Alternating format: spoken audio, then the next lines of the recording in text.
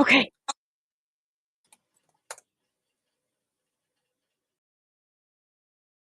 Yes, much, much smoother. Lord almighty. Okay.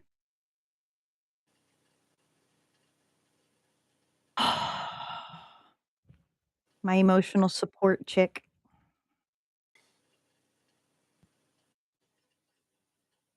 This is a lot for somebody who hates chickens. You hate chickens? Oh, I hate them with a passion. I mean, to be fair, they're not ideal. They can be. But they can also be awesome. Yes, so explain to me why my bias, my K-pop bias, is represented by a chick. God, motherfucking bless it.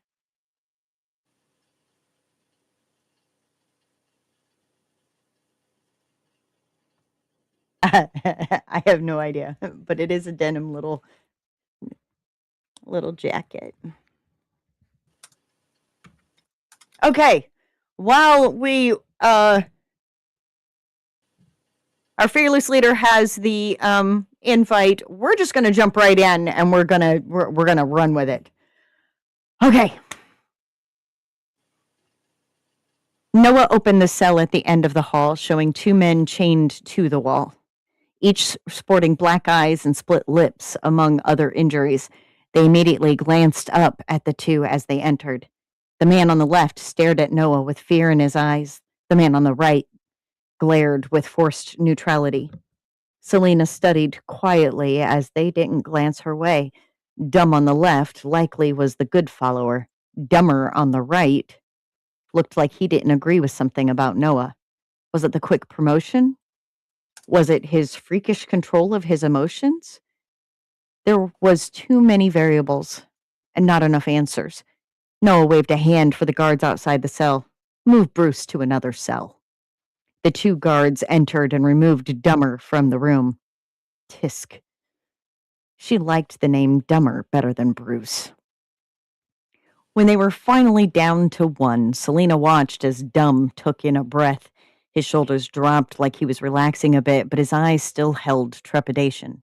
His eyes only now moving between Selena and Noah, like he realized he was outnumbered now. Who had the access permissions to security? Noah asked. Dumb licked his lips nervously as a bead of sweat slid down his back. Selena watched silently as Noah attempted to get answers from Dumb with little information. She had a moment to go through the access at the building where the meetings were held and found a single authorized access for that day, but the name wasn't anyone in the pack. It didn't even seem like a real name. Sat Vern. If someone named their child Sat, I would feel the utmost sympathy for them. Not to mention the log files had a discrepancy where the access user logged in first at 9 a.m., then logged scanning the hall outside the meeting, but then the access user logged in again just when everyone had gathered at the meeting, only to log out 3 minutes after logging in. She couldn't figure out which could be the actual access user or someone who hacked in to make an opening. Noah's mouth turned down in frustration as the wolf didn't give him any clear information other than seeing everyone where they should be. Apparently, the one to peek at the digital records was Dumber. Then someone came in to whisper in Noah's ear. Selena caught one word: alarm. Noah followed the person out to investigate, leaving Selena to her own devices. Of course, she would come too, because why would she not join in? More for her to remember for later. When she stepped out of the basement, she was confronted with wolves running everywhere. A crowd of them ran out the door in panic, some yelling out to get towels and fire extinguishers. Selena stepped out and watched with wide eyes as a large tree in the front yard of the pack building completely engulfed in flames, with an odd vase at the base. What is that vase for? Selena pulled a random wolf over. The she-wolf shot her a strange look. We don't keep any vases. Too much damage around shifters. Then the she-wolf ran off to find supplies. Selena ignored the others as she carefully used a nearby log to push the vase out from the fire. Whatever it was, It had something to do with all of this. Except she didn't account for the wolves around her, and one knocked into her, skewing her aim, and instead of sweeping it away, it went flying and broke against a tree further away. With a curse, Selena sprinted over to the broken vase. Inside it, a piece of paper only slightly singed by the fire. As she stood up with note in hand, her instinct screamed at her. Someone was watching. Except as she glanced around, the wolves were the only ones in sight, and they were all trying to stop the flame from the large tall tree within spreading distance of the pack building. Selena looked down at the note, only to feel the blood drain from her face. You all assumed His Majesty came for power. He came for belief. The deceased wolf leader was only the beginning. Do not attempt to stop the inevitable. The consequences will not work in your favor. Signed, the king's humble servant. A feeling like a spider crawling down her skin overcame her until she was running back in and to where the wolves were being detained, only to find Bruce with his head missing and a branding mark of a crown on his severed neck. Selena looked through the lens of the page. If this wasn't the definition of an epic fail, then I don't know what is, Izzy.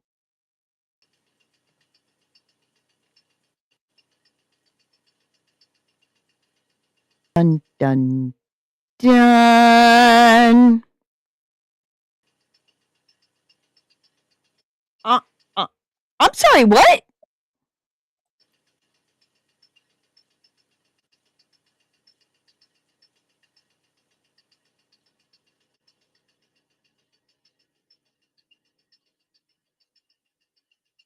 Is that meant to be a part of the story that left this?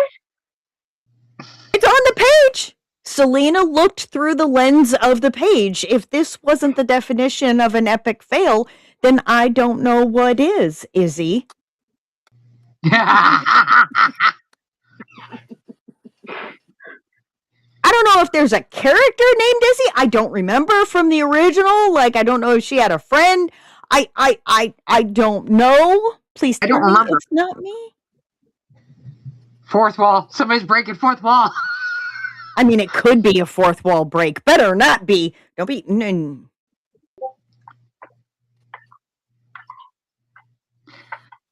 Oh. Y'all.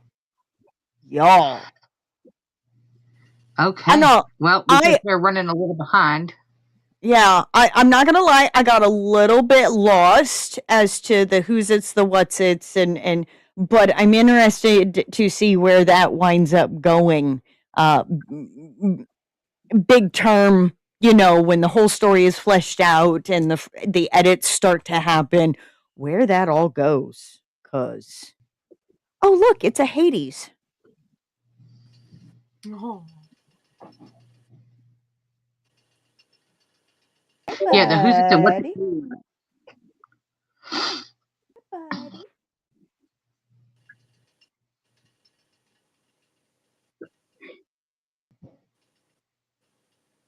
Who's it's and what's it galore. Oh, right. Gotta love the Little Mermaid. All right, let's see who's the next victim. I mean, submitter.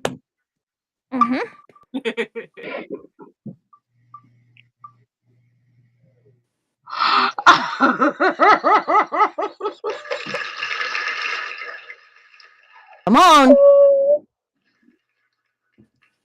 Submitter 19. 19. Oh boy. Oh boy. Oh, hi, Felix. Sorry, my screen showed what was happening. Okay.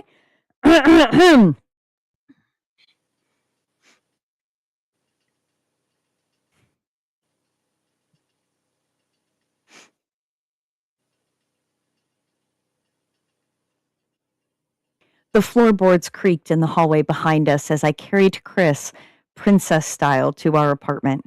I want you to take a moment to picture a 5'2" man carrying a 6'5" man in his arms down a narrow hallway. We were just returning home from a rather humbling hospital visit, and I feel obligated to explain before I divulge why. Whatever you're about to ask, the answer is no. Probably. I want to start by saying that no one takes you seriously when you're short. When you're angry, they joke about protecting their shins. When you want something, they expect you to climb or jump for it. And when you come out to your friends and family that your freakishly tall tree friend is actually your boyfriend, and you like to cosplay as an arborist, well, the jokes write themselves.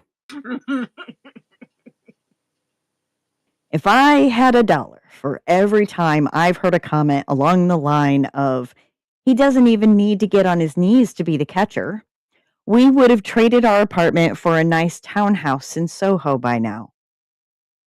Little do they know that Chris is the biggest brat I've ever met, literally and figuratively, and I've been his tamer for longer than I care to consider.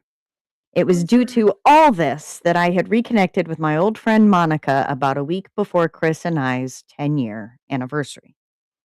I politely pretended to ignore the handsome young man scurrying for the front door like a thief on the run.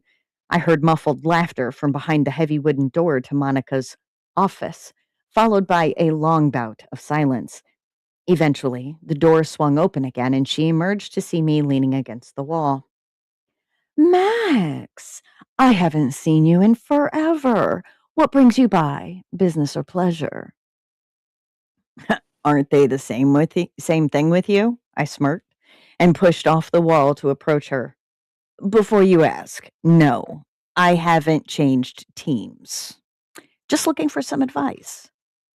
I paused and hooked my thumb over my shoulder towards the front door. Also, what was his deal? I know I shouldn't ask, but he seemed more skittish than most. Oh, my newest conquest. Today was his first session, but he'll learn.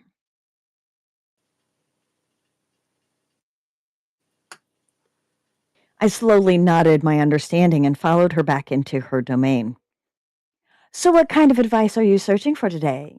Since you've searched me out specifically, I can only assume it has something to do with your brat issue. I always wondered who else knew. Not much gets past you, though. I'm looking to spice things up for our anniversary, and any changes I can make to present myself more appropriately outside of the bedroom. I see. Want everyone to know you're the dickhead to his Goliath? Jack the Giant Layer? If you make one more short reference, I will walk out front and tell anyone that shows up that Twilight is your favorite movie series.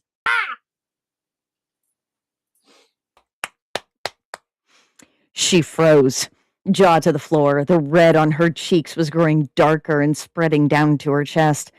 I told you that in confidence. And I'm confident that you'll avoid jokes about my height now. You have a Napoleon complex. You know that? That was the last time. She had grabbed my arm when I turned to walk out, almost shouting at me. If the dominatrix thing ever gets old, you could try stand-up comedy. This pays much better, but you're here for more than witty banter. Let's show the world who you really are. She gave me as many tips and tricks as she could before her next client arrived for a session. I left with a to-do list, a shopping list, and more questions than I had arrived with. The rest of the day was a blur of cab rides, department stores, and adult shops filled with staff giving me questionable looks. I made it home with enough time to hide the purchases I planned to surprise Chris with, and I was hanging up the new additions to my wardrobe when he got home from work. Hi, Pookie. How was your day? He stood behind me and bent down to kiss the top of my head. I grumbled beneath my breath until I finished putting away my clothes and turned to face him. He had taken that time to sprawl out on our bed, head propped on one hand, watching me as I watched him. Chris had the kind of build that an inflatable tube man would envy. Lanky was such an understatement that I swear I once saw him walk behind a street sign and disappear like an old cartoon character. They say opposites attract, and there had to be some truth to that since I'm nearly as wide as I am tall. All muscle, thank you very much. As an April Fool's Day joke, a graphic designer friend of ours had taken a poster for the movie 300, photoshopped my face over Gerard Butler's, and replaced the javelin in his hand with a picture of Chris in a Superman pose. Oof, I'm rambling again. Refocusing. One obligatory montage of a week in the domestic life of a same-sex couple that someone wearing a red hat will claim is part of our agenda later. We get to the evening of our anniversary. Rose petals strewn about, candles flickering romantically, enema kits in the bathroom, chocolates in the kitchen, the whole 9 yards. Chris came home from work late and walked into our apartment in rare form. He froze in the entryway and got all dewy-eyed, looking at everything I had prepared for our evening, at least until he noticed the artisan chocolates on the counter. Shoes off, pockets emptied, peacoat hung by the door, and he beelined to the display of sinful confections I had meticulously arranged. You'd better leave me some of those. There's more than one reason I call you Hoover, I called out from the bedroom. What you gonna do about it? He shouted back. There it was, his catchphrase. Every brat has one, the one-liner they know pushes buttons and will get them punished. You've probably heard other brats use phrases like, make me, or what, or whatever. I listened to his naughty giggle as he stuffed his mouth, and I deployed my first secret weapon of the evening. I strolled nonchalantly from the bedroom, looked him in the eye, and shrugged. Go for it then. Doesn't really matter much to me. I just thought you wouldn't want a tummy ache during our fun later. Have you ever watched a brat's brain reboot in real time? If you haven't had the opportunity, I suggest adding it to your bucket list because it's truly a thing of beauty.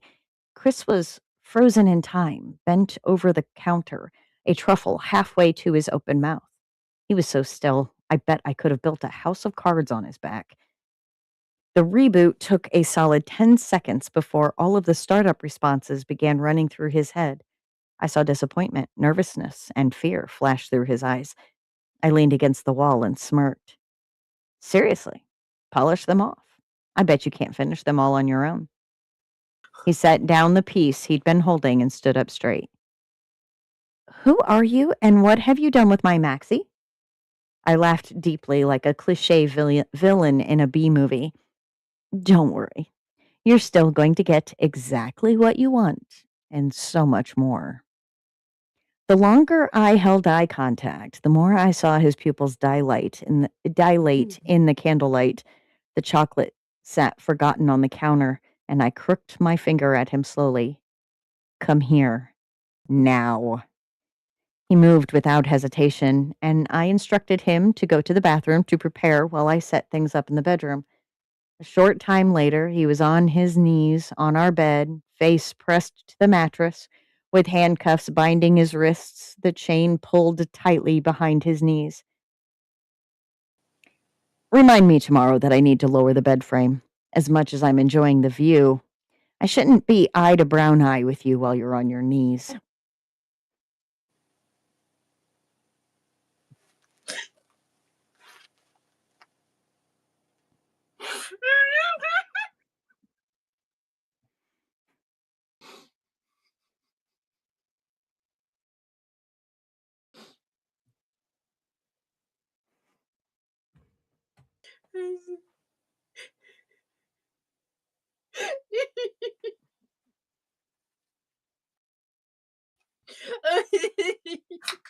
I'm okay, Elin. I'm okay. I'm okay.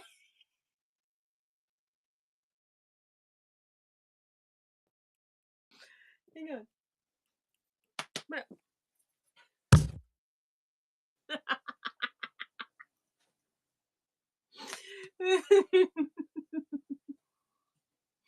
I know, I'm making weird noises. Does that one count or no? Okay.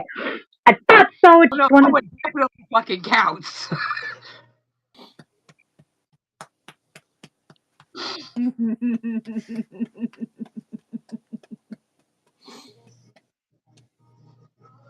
Oh, she's losing it, Lucy.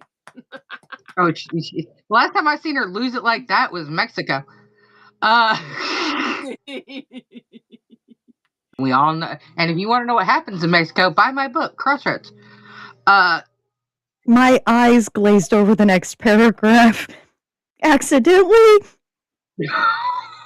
Shit. We're not done? We're not done!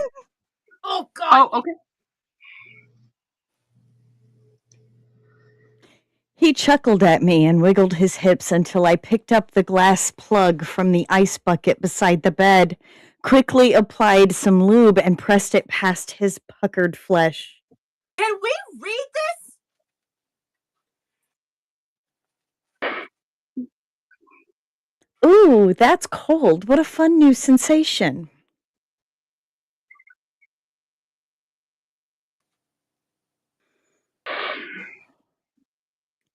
I thought we'd try out. Huh? This is gonna be coming a little bit spicy spice. You don't say. You don't say. These are, I don't know.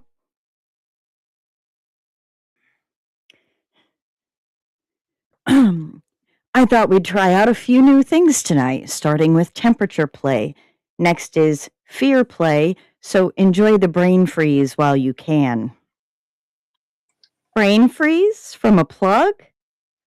Well, you spend so much time with your head up your ass. As I spoke, I crawled up onto the bed to kneel near his face. When he opened his mouth to reply, I did the prudent thing and gave him a lesson in manners. It's rude to talk with your mouth full. Perhaps you need a reminder. I leaned back and retrieved my second surprise from beneath my pillow, a large Bowie knife. In case you're wondering why we didn't negotiate this beforehand, Chris and I have been partners long enough for me to know his limits, and this wasn't even close. I drew the knife from its sheath and looked down at him, face turned to the side, cheeks hollowed from his endeavors, and eyes wide with fear gazing up at me. I leaned forward over him, knife extended ahead of me, and snapped my wrist down to spank him with the flat of the blade. The change in position led to me inadvertently choking him, and I jumped slightly when I heard him gag. That jump threw off my aim, and instead of a satisfying thwack of metal on flesh, I heard the unmistakable tink of glass, followed shortly by something falling onto the mattress. Oh, no! I felt teeth as he began shaking his head, and I quickly scooted back to let him speak. No time for jokes. Call the ambulance. Ooh, epic fail. I leapt off the bed and snatched my phone. I dialed the non-emergency number, unlocked the handcuffs, and provided the responder with our address. Over the next few hours, I couldn't tell you what was more embarrassing. The bored paramedic listing off safe practices for sex toys as if he'd said it 1,000 times, or watching a 20-something-year-old woman treat my boyfriend like a ventriloquist dummy. The good news is the break was clean and smooth, so Chris wasn't injured beyond his pride. I expected the drive home to be in silence, but he surprised me. So what did we learn tonight? Silicone toys from now on, I grumbled. Oh, well, yeah, that's obvious. I was going to say that I learned I have a new kink.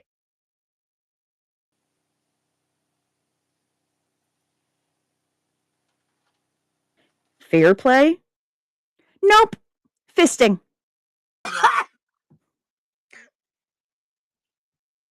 Thank the gods I was used to his bullshit, or I know I would have swerved into oncoming traffic right then and there.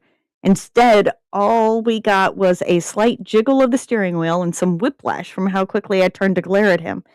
We made it home. I carried him back up to our apartment, and we cleaned up everything before tucking in to sleep for the night. In the following weeks, we pursued a lawsuit against the company that manufactured the plug.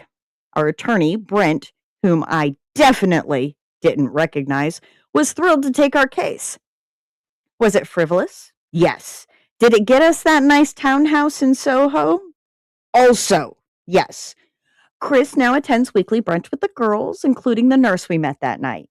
As for me, I almost miss the short jokes now. They were vastly preferable to people constantly blaming me when small objects go missing. So remember, folks, try new things, use flared bases, and if people give you shit, I know a nurse with large hands who's always looking for more practice with her ventriloquism act. Dun dun dun!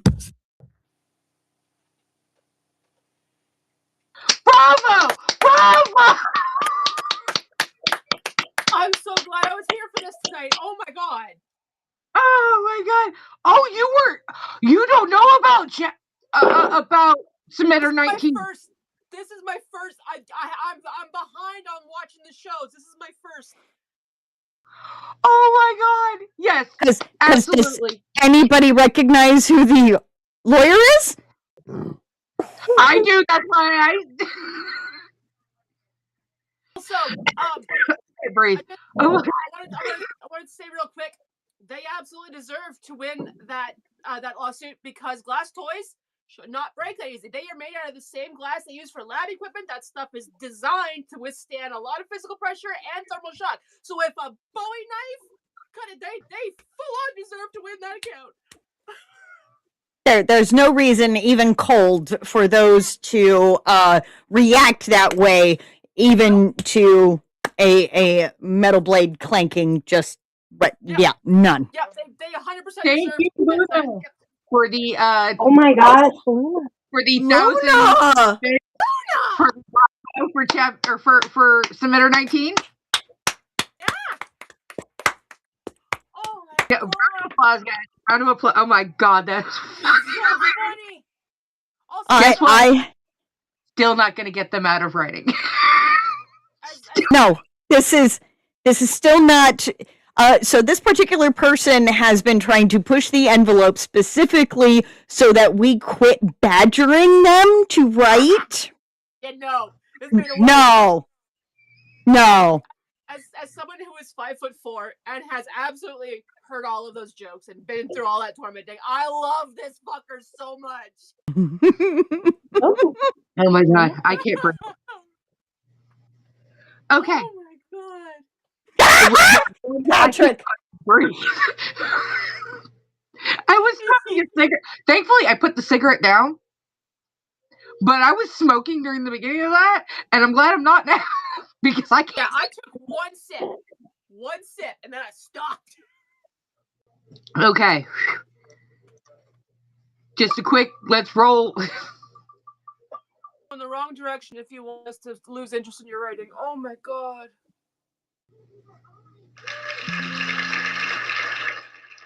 Submitter 16.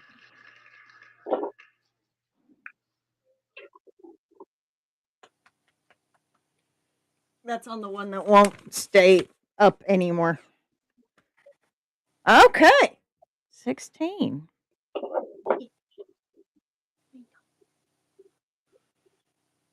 You already went outside. You can suck all you want. It's not happening. Hey, there we go. Okay. What is...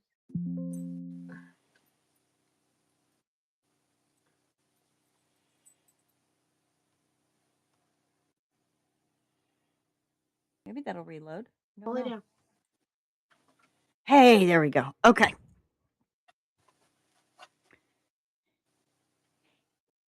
Oh, yes.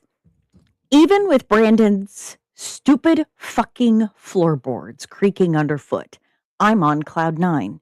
My knuckles are bruised and I'm covered in sway.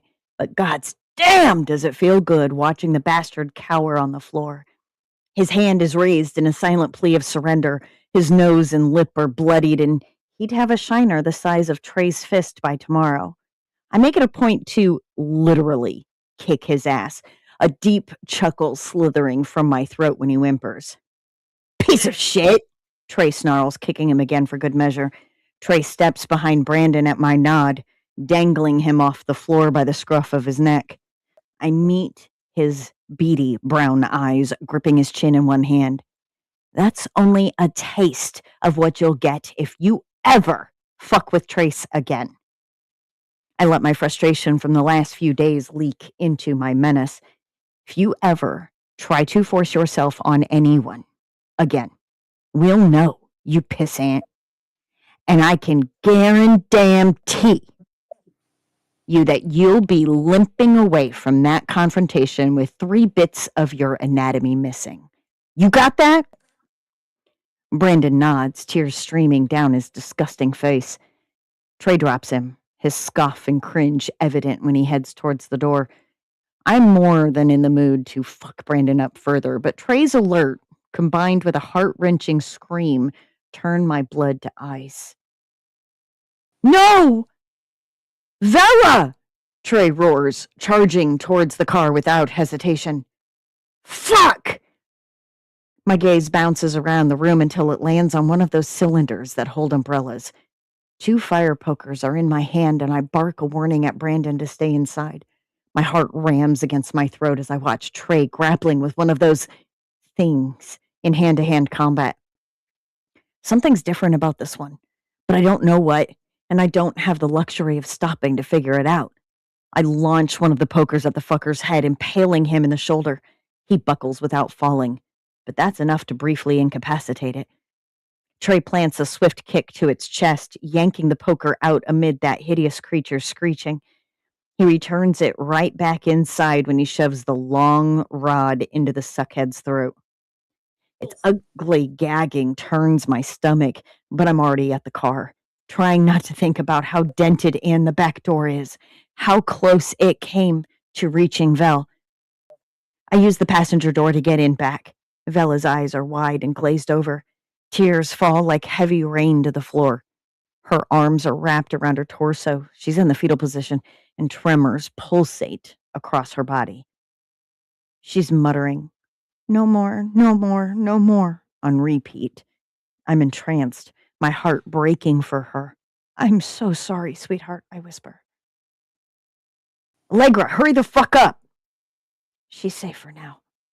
Grabbing the spare weapons bag from the floor behind the driver's seat, I collect silver-laced rope, a tempered muzzle, and spray infused with concentrated silver. This fucker is coming with us. Trey is on the defense again, the poker the only thing keeping him from being that monster's meal. I run straight ahead, screaming. I spray it in its eyes before it can properly retreat, and it wails, rattling the nearby windows. Trey takes time to put distance between himself and the beast. He catches the rope when I throw it to him, his scowl displaying how pissed he is. There's a deep black splotch on one jaw, and one of his temples is bleeding. I swing my weapon up and through its sternum, grunting with satisfaction when it wobbles to its knees. The muzzle is on him in record time, and I'm relieved by Trey tying it down with the rope. Sizzling occurs, and an acrid stench follows. One strong knock to the back of the head with one of the pokers sees it unconscious. Trey screams out, his voice echoing, "Fuck shit, son of a blood-sucking whore! Gavin is gonna kill us because Vella could have fucking..." He swallows hard, turning towards the car for a minute. Regaining his momentum, he continues with, "There's no way in West Hell no one else heard this. Lance's car is wrecked, and we broke so many protocols because this is off the books. The puppet masters will not be happy about this." I'm about to speak when I suddenly sway, barely managing to keep myself upright. Wave after wave of dizziness hits me between the eyes. My nose drips, and I pull away bloody fingers. A low ringing in my ears intensifies the longer I stare at the sky. "Hey, Trey, how is this bastard out in the sunlight?" That's my last conscious thought before I slip under a blanket of black. Angry shouting grinds against my ears, startling me into wakefulness and worsening my headache.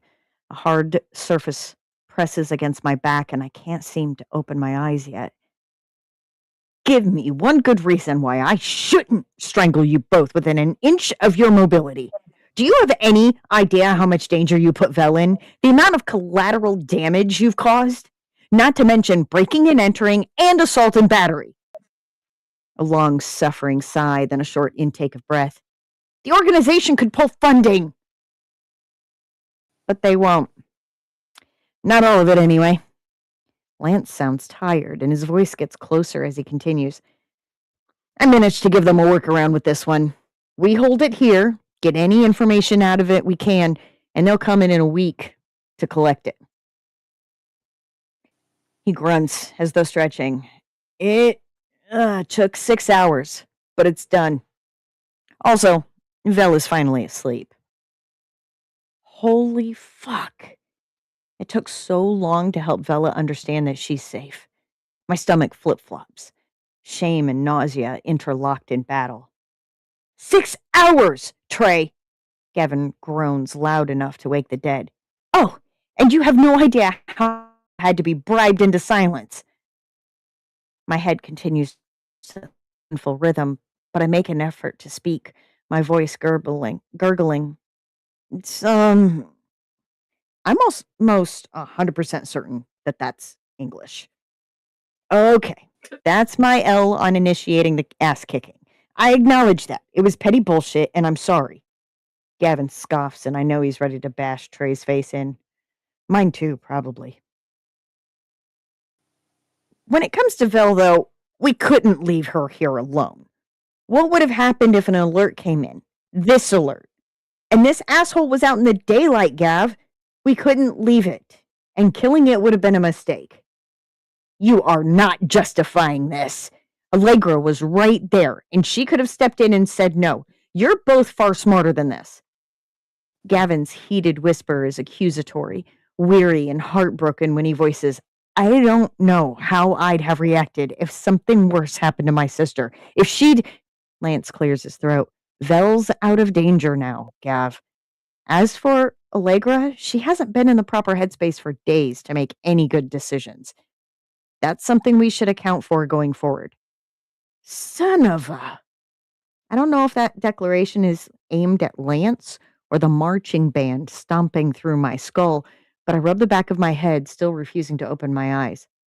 Don't blame Vel, I croak, having to raise my voice higher. I'm so fucking thirsty. It wasn't her fault. Oh, I'm not. But you two are on suspension. 3 weeks. If you two weren't family, if you didn't benefit the team, you'd both be out of here. And you, Allegra, have no choice except to sleep, even if I have to sedate you myself. You do understand that's why you passed out, don't you? My head is a snare drum, and Gav's words are metal drumsticks. Even I know when to admit defeat, especially because this is a huge flustercuck of a situation. Vel could have, Trey could have. My stomach roils again, and I bend over to dry heave. Suspension it is. The cold concrete of the basement is beneath my searching fingers as I attempt to make sense of what's happening. Dismiss, Trey. Gavin's words are steel, uncompromising. Trey's shuffling feet retreat up the stairs, and it feels like a piece of my heart goes with him. I'm sorry. I slur in a mumble, unsure if he heard me. Lance and Gavin exchange soft, heated words while I work to stand, only to fall back onto my ass. Where is Vel? Lance just said, Trace is watching over her. If we didn't need you here, you'd be locked in your room, bars on the windows and all. Fuck. He really does sound like a father. My brain catches up. Wait, why do you need me? That bloodsucker speaks that old language, exclusively, and we can't make heads or tails of what he's saying. Lance is pissed, venom dangling through his words. I can't blame him for being upset. Hell, I'm upset with myself. With heaving breaths, I use the wall I'm leaning against to help me stand, my knocking knees threatening to drop me back to the floor. Record it. Translate it. We've done that before. I open my eyes, and that is the hugest mistake I've made since being conscious. The room swirls, the dim light bulbs splitting and blurring. Motherfuck! I squeeze my eyes shut again. We did, but it came out as garbled hissing. Can't understand anything. Gavin sighs. More than that, we've never encountered one who spoke solely that language. I don't need to see Gav's face to know it's red and contorted. Being unable to capture voice recordings is new. It should make sense, though, since some of them can't be seen on camera or in pictures. I flinch from Lance's touch as he guides me to sit. A lingering coldness against the back of my neck leaves me wincing. I just need a minute. I cough, my throat extremely dry. Water, please? I tuck my head in between my thighs, taking deep breaths. Save cortite muscule. My head promises to separate from my body later, but I shake it off. That statement is a creed. My mind branches, unsettled, too much to process, but this is too important. What'd it say? Gavin. A freezing glass is placed in my hand and I take greedy gulps. A mission statement? To bleed is to know true strength. That make any sense to you? I chance another look, opening my eyes again. More slowly, allowing them to adjust in increments. The light isn't so much of a slice as it is a minor, inconsistent strobing. I groan, focusing ahead towards the cells. I cast a bleary gaze toward Gavin, surely not seeing what I think I am. Gav? What the shit, man? Yeah, that was our response too. Trey says this thing was in human form when you two fought against it, but something was off about its appearance. At least we know why now. He also hadn't bled. I stow that particular bit of knowledge away for later. Taking in the creature again, my brain can't seem to settle. Behind the silver-infused bars is a bloodsucker with gray, patchy skin. Wings, huge, thin, veiny, stretch out about 6 feet in diameter. He's naked, but he has no genitals. A thin tail like a rat's swishes back and forth. I can't see his face, but his red hair hangs shaggily to his shoulders. Els vit morscon. Show your face. His bat-like ears perk up as he turns. Gaunt face, sharp fangs overhanging his bottom lip. Onyx eyes like pits shimmering with cerulean centers. Java mas delt? Don't. Est vorloch? Lovain ver? Allegra. Gusmont ver leil. The creature slinks back into the cell's darkness. If I were at full strength, I'd flood the room with light and try to force the information out of him. Allegra, what'd it say? Lance's voice is a lifeboat on a roaring sea. He's surprised I understand him. His name is Lovain, but he won't tell me who he works for. I stare a little longer at this creature, then I look up at Gavin. There's no hint of any blisters and burns from the silver we used on him. We've never seen one like him before. He's young, but he knows that language. A nest? More than likely a clan connecting to a system. It's not nomadic. There's a branded crest on the back of its neck right underneath its hair. I lick my lips, suddenly shaking.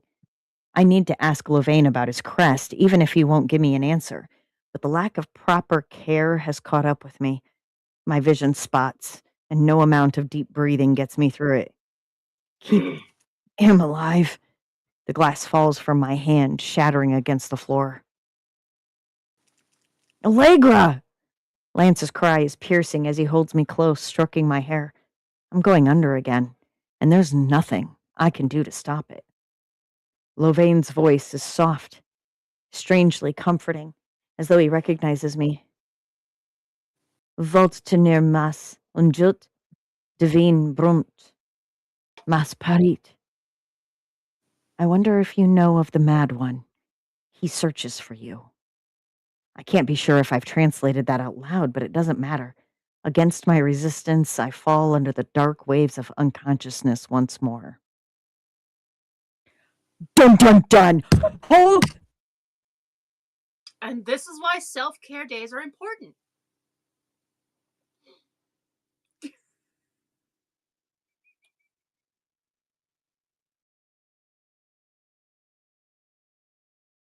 That's two, right? Yep. 3.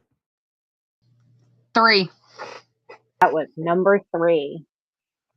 Look, okay. Thank you, fucking Vampire Diaries, Legacies, the originals, Twilight, for making vampires sexy and hot and blah, blah, blah, blah. I'm sorry. I want the ugly, the visceral vampires. I want the common, everyday werewolf, not this mystical, flowers. And look, I came across a video earlier today where a woman was going, why is it that the Venn diagram between romantasy book girlies and stray kids is a perfect circle? And I'm like, I'm sorry. No, the fuck it ain't. Because I ain't one of those book girlies. I don't want no Fae fucking prince because I'm going to be looking for... When's the other shoe going to drop? When's the other shoe going to drop? When's the narcissism going to come out? Nah. My ideal vampires are 30 Days of Night style vampires and The Strain style vampires, which if you guys haven't watched the TV show The Strain, is a very good vampire movie. They're parasitic. Oh.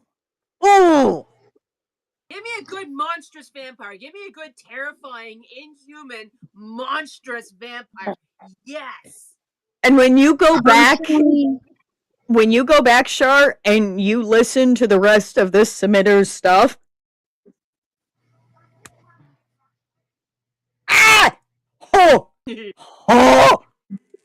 just one right after another with the, it's gritty, it's part vampire hunter, part Walking Dead, part it gives that feel of like this is all being done undercover. They're a band. They work together. They do have financing, however. From this, I was fascinated. Like this alone has me hooked. Right? Whew. Okay. Self-care is important. Take naps. Take naps. My favorite vampires were Underworld, but that's me. But they were still pretty and with this veneer of sophistication when they were actually just blood-sucking freaks. The only thing that got me through Underworld was Lucian and the fact that the lead Victor guy was played by Bill Nye. I'll watch anything Bill Nye does. Absolutely. Now, don't get me wrong. It is also my favorite movie that is vampire werewolves or vampire lycan kind of thing because it shows that dynamic in a way that is much deeper and actually gives a reason to the animosity. Justifies it. Yes, I can't stand this. Oh, we hate each other because that's the way it's always been. Like, no, give me a reason or make them allies. So the whole reason I wrote my paranormal fantasy was to make a world where vampires and werewolves aren't enemies because I'm sick of it. Mm-hmm. So I'm with Julie.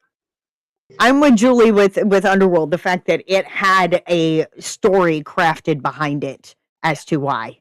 Well, and the reason being is when Marcus, when Marcus is awakened, at the end of the first movie, beginning of the second movie, the visceral, bat.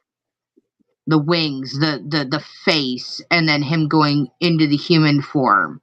That's what I mean by that was my favorite vampire.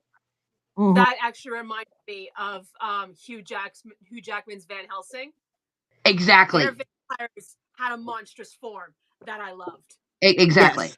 All right. Well, we got a strong start to the night, so let's see who's next. Yes. Spinny, spinny, spinny, spinny.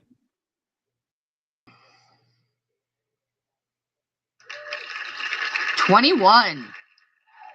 Oh, that. Knitter 21. Once again, on the post-it that won't stay sticking anymore. Aha!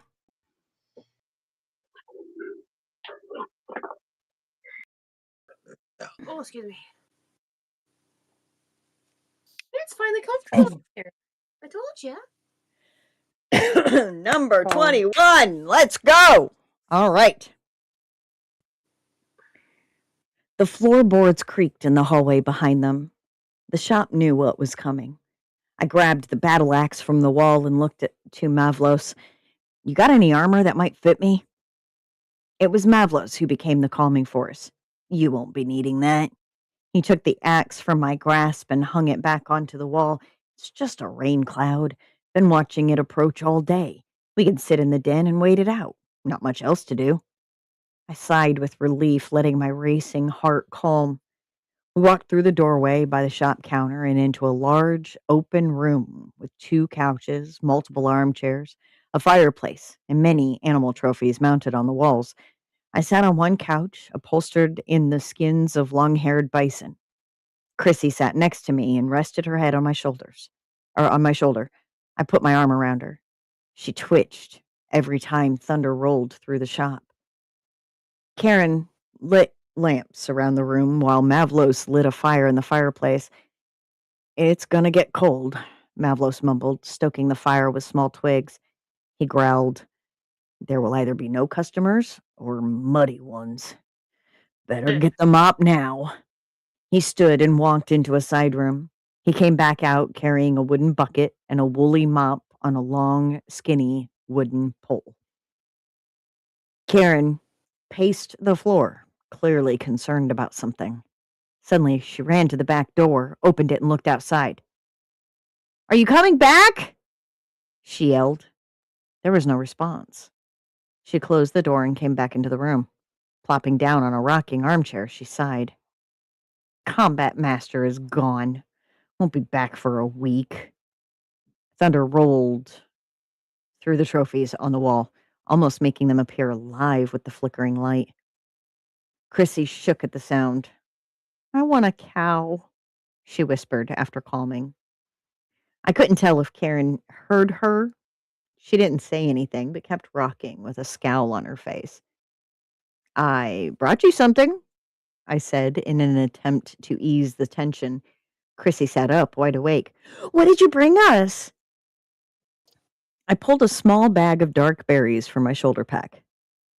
Blackberries. Chrissy held out her hand. Can I try one? I gave her one, and she slowly put it in her mouth and chewed. Her face suddenly lit up, and she jumped to her feet. That would taste great in some milk. She disappeared into a side room. Let me try one of those, said Karen. I gave her one, and she chewed for a moment. Mavlos, she blurted out. Gonna need some mugs and your finest ale. Mavlos nodded and began looking around for 4 mugs. As he disappeared to get his ale, Chrissy re-entered the room and hung a small cauldron over the fire in the fireplace. She took pinches of powder from her spice pouch and let them fall into the milk, stirring as it warmed. Karen took handfuls of berries for me and smashed them in her hand over each mug. She handed 2 mugs to Chrissy and waited for Mavlos to return. Mavlos returned as Chrissy ladled hot milk into her 2 mugs. Karen filled her 2 mugs with ale and handed one to Mavlos after stirring each. Chrissy stirred her 2 mugs and handed one to me. We all drank and exhaled with delight. Thunder rattled the place, and we all almost spilled our drinks. Chrissy pressed against my side like I was a squish toy as we laughed. The dragon, Karen blurted out. That's what we'll do. We'll go win some scales from that dragon. What do you say? Mavlos scowled. Come on, Mav. Chrissy just killed a red dragon with her sword, and I killed one ages ago with a spear. We got this. I looked at Mavlos. I'll go with them, but I need armor and a weapon.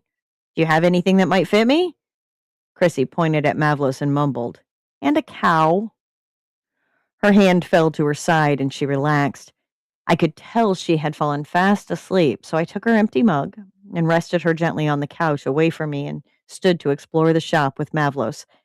Not much besides enchanted armor will protect against dragon fire, commented Mavlos as we descended into chambers beneath his shop. But we will do our best. After rummaging through an impressive pile of armor, he picked out what looked like a padded, long-sleeved tunic. It was covered in dark green scales. Dragon scales, commented Mavlos. Simplest protection against dragon fire. Give me just a moment.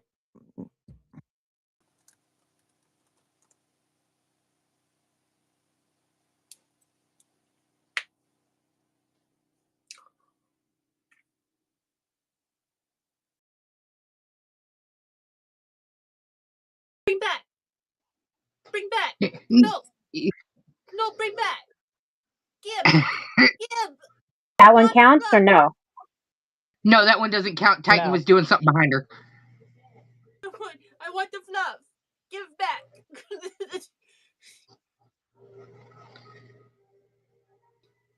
Yes, there was a feline criminal behind her. Took my kitty. She removed the fluffy terrorist. Rude.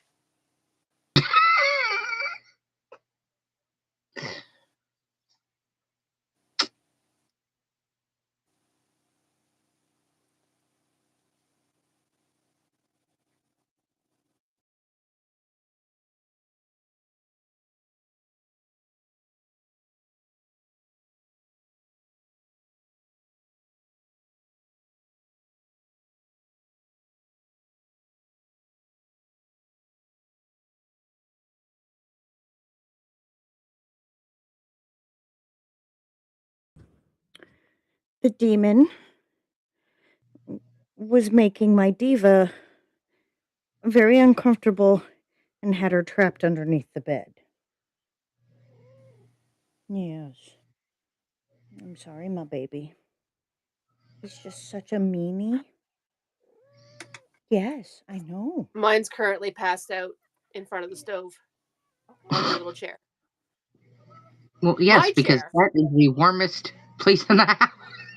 My chair, and it's my blanket on my chair, but it's currently her chair.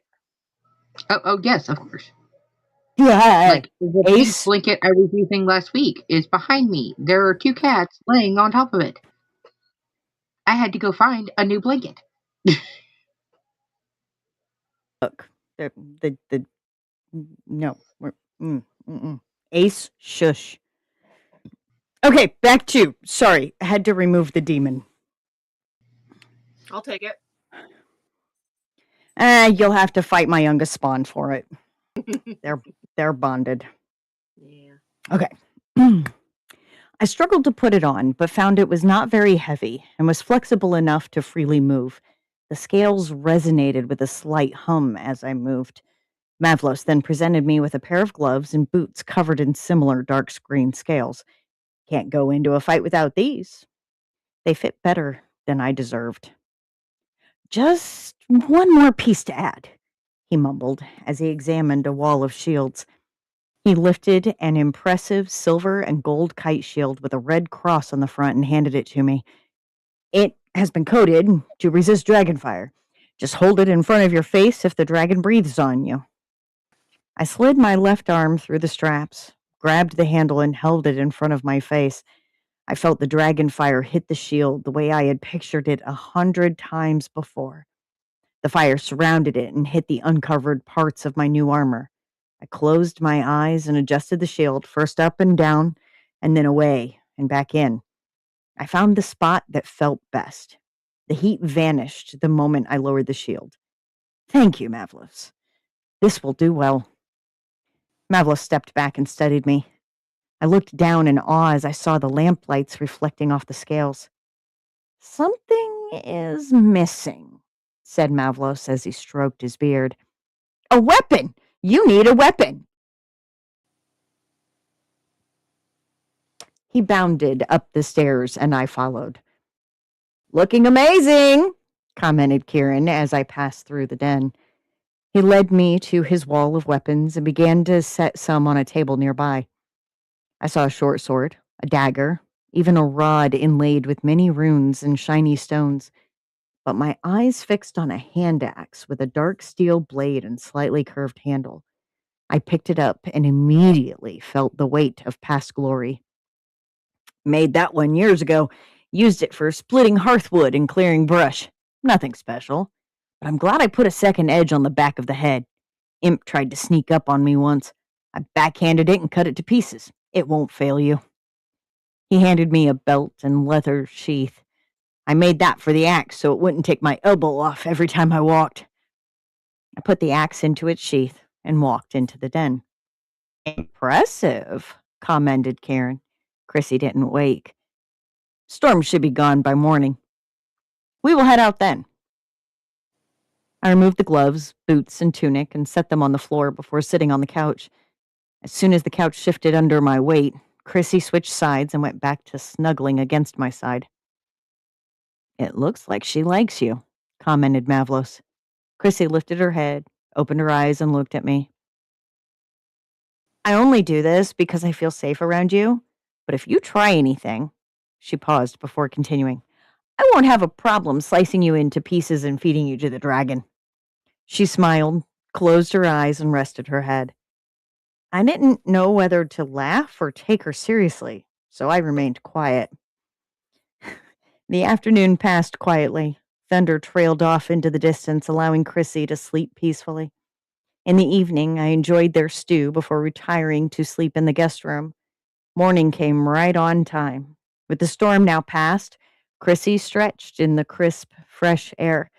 Karen slashed at imagined foes with her blue warhammer. I adjusted the weight of the scaled tunic in preparation for the trek ahead. I stared at Karen and Chrissy's blue mithril armor and admired its flexibility. With a nod from Mavlos, we set out towards the mountains. I was glad most of the trek was under the cover of the trees, but that also meant I could not see how close we were getting to the mountains either. I knew, when the ground started to slope, that we were approaching our destination. With each step, my feet got heavier, and the shield pulled against the ascent. I began to question if I would be quick enough to block the dragon's breath. Hurry up, called Karen. We're almost there. I quickened my pace and caught up with the girls as we emerged from the trees. A long, open field of charred grass stood between us and a huge, dark blue dragon. He's fat, exclaimed Karen. Almost in response to the statement, the dragon bellowed a long stream of flame. I raised the shield in front of my face out of instinct. I think he heard you, commented Chrissy. Let's hurry and get closer, see if there's anything we can hide behind and make a plan for how we want to approach the dragon. Are those shields? Asked Chrissy, pointing to some shapes sticking up out of the ground. I don't know, replied Karen, but they seem big enough for us to hide behind. Let's go. We ran to the first shape and crouched behind it. They were indeed shields that had been melted together to form a larger shield and was just big enough for all three of us. I peered around and saw a large pile of shiny, dark blue scales sitting beside the dragon. The dragon leaned on its right claw against the pile while its left claw scratched at its enormous belly. What's the plan? Karen looked around the shields and studied the field before them. She turned back to Chrissy. Talk to him. Find out what he's doing in our parts. Maybe call for your great sword of wandering.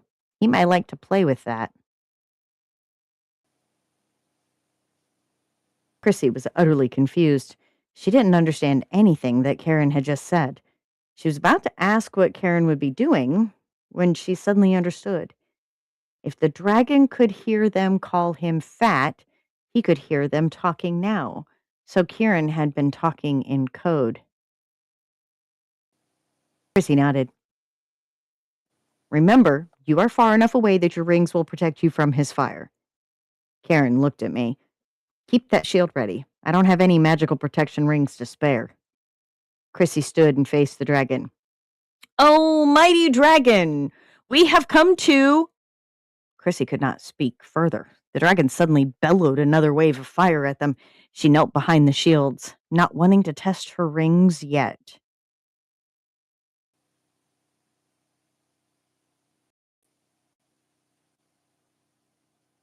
Sorry, phone vibrating in back pocket. Must stop. Quit. You have come to steal my scales, boomed the deep voice of the dragon as he patted the pile with his claw. Chrissy stood again. What is your name? The dragon stopped scratching his belly and put a claw to his mouth. He tapped an exposed tooth. My name? He paused. No one has asked me my name before. He leaned back his head and roared. I am Ornath the Spore. I sense great meaning behind that name, shouted Chrissy. It is kin to kings and emperors and great houses. What name do you go by? My name is Chrissy, Chrissy the Rose Knight. Is that so? Mighty title for someone so small and, dare I say, immature. I stood next to Chrissy and asked, Why do you pluck your scales? And who, might I ask, are you? I am a traveler. I seek escape. The great dragon reached around to his back, grabbed a scale, and plucked it with his claw, wincing as it came loose. Sometimes they itch, and I pluck to relieve the annoyance. Sometimes they smell. Sometimes, he droned on, listing reason after reason for plucking his scales. Sometimes I just want to. Chrissy saw Karen inching closer to the pile of scales and held her hand high. Great sword of wandering, aid me now! A blue, semi-transparent sword appeared over Chrissy. She pointed at the head of the dragon, and the sword shot towards it. Ah, a toy, commented Ornath as he began to bite and swat with his claws. With the dragon distracted, Karen reached the pile of scales. About to grab her first scale, she saw the exposed areas on the dragon's back where he had plucked each scale. With 2 fingers, she tapped twice over her heart and grabbed the first scale. It was twice the size of her hand. She filled her bag, tapping twice over her heart before grabbing each scale. When the last scale she could fit into the bag was deposited, she looked up at the great dragon, who was still playing with the floating sword. Do you sing? Shouted Chrissy. Ornath stopped all interaction with the sword and let it bounce harmfully off his snout. He stared intently at Chrissy and folded his claws. It has been 100 years since I sung last. Mocked I was by the youth of the day. Fast tempo and tapping beat mattered more than classic opera. I could not bear to hold a tune. Suddenly, Karen tapped Chrissy on the shoulder and held up the bag. I got the scales. Let's go. We were about to run when the field lit up with dragonfire. With backs to the shields, we huddled as close as we could. The fire did not stop. I looked at the shields and saw the metal beginning to melt.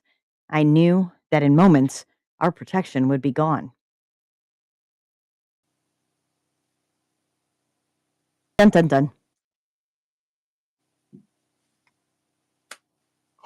Oh god, I love that dragon so much. Fat dragon.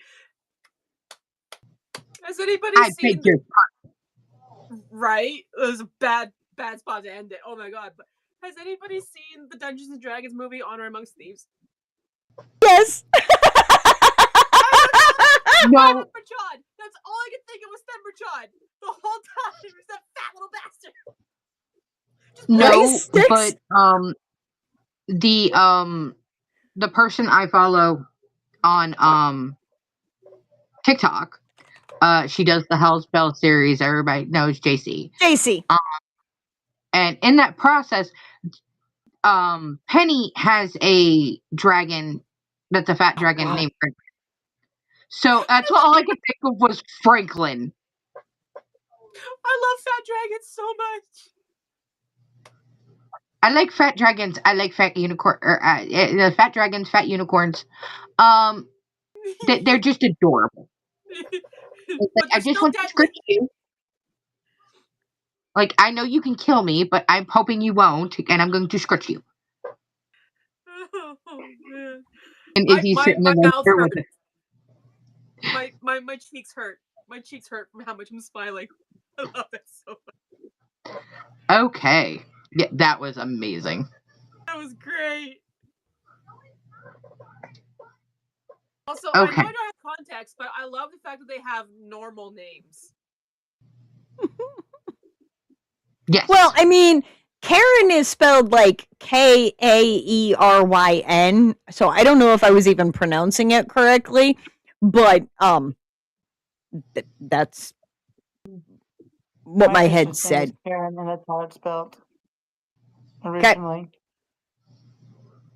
Fantastic. 2 minutes until end of ad break. Okay. Spinny, spin, spin. I will make this quick. The submitter has reached out to me, and Karen is the correct. Oh, fuck.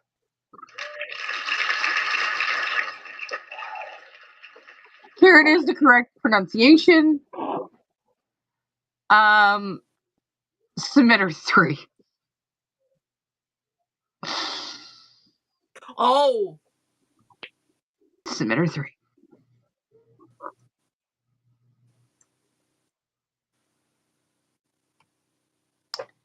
This should be good.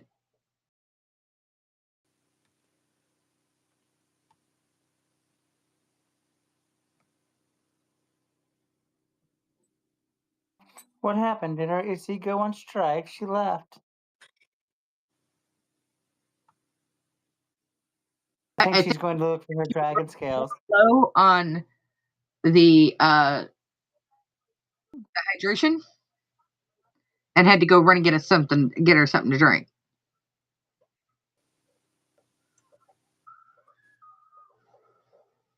Hot dryad romanticy.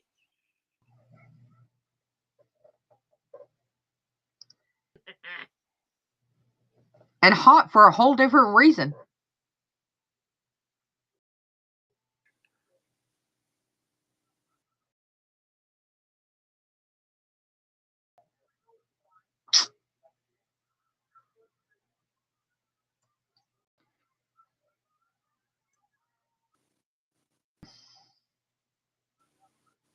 Ow. Ow. That's my finger. Ow. Okay.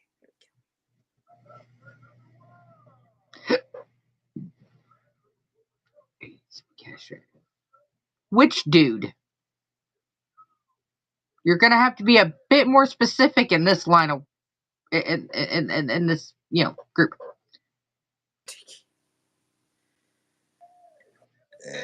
Okay. A book character. Well, I understand. Oh no, referring to yeah. Okay, I get it now. Da da da da. Yeah, that is still freaking hilarious. Motherfucker.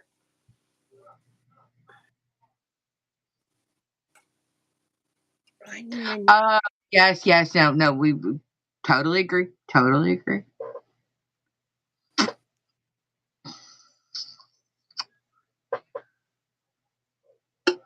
I'm hoping this submitter continued within the same work. Could be something different this week. I'm kind of hoping it's not. But we'll know as soon as Izzy is back.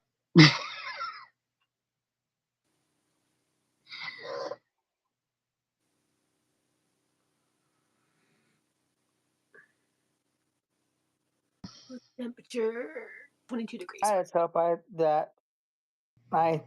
think I hit sent on mine earlier. Who knows? My computer's been acting stupid. We had a lot of people reach out today with issues with the submitting. But Snowpocalypse did hit other areas in the last 24 hours, so kind of understandable. You call it a snow apocalypse. I called it the squirrel apocalypse. I had like 2 families of squirrels just going crazy in my backyard, and my backyard is the unfortunate yard that has all of the boxes. So I have the power box, the telephone box, the internet box. Then there's another box. I don't even know what it does. But I've got all along my back fence, and of course, the wildlife has been crazy all last week and this week. Touche. Yeah. Y'all call it snowpocalypse. I call it Saturday. Yeah, you call it a Tuesday. It's like, yep, we got 2 feet. Uh-huh.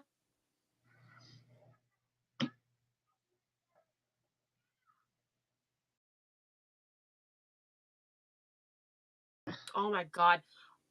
I'm still on Tumblr. And recently a post went by of someone listing off what to do in preparation for the storm.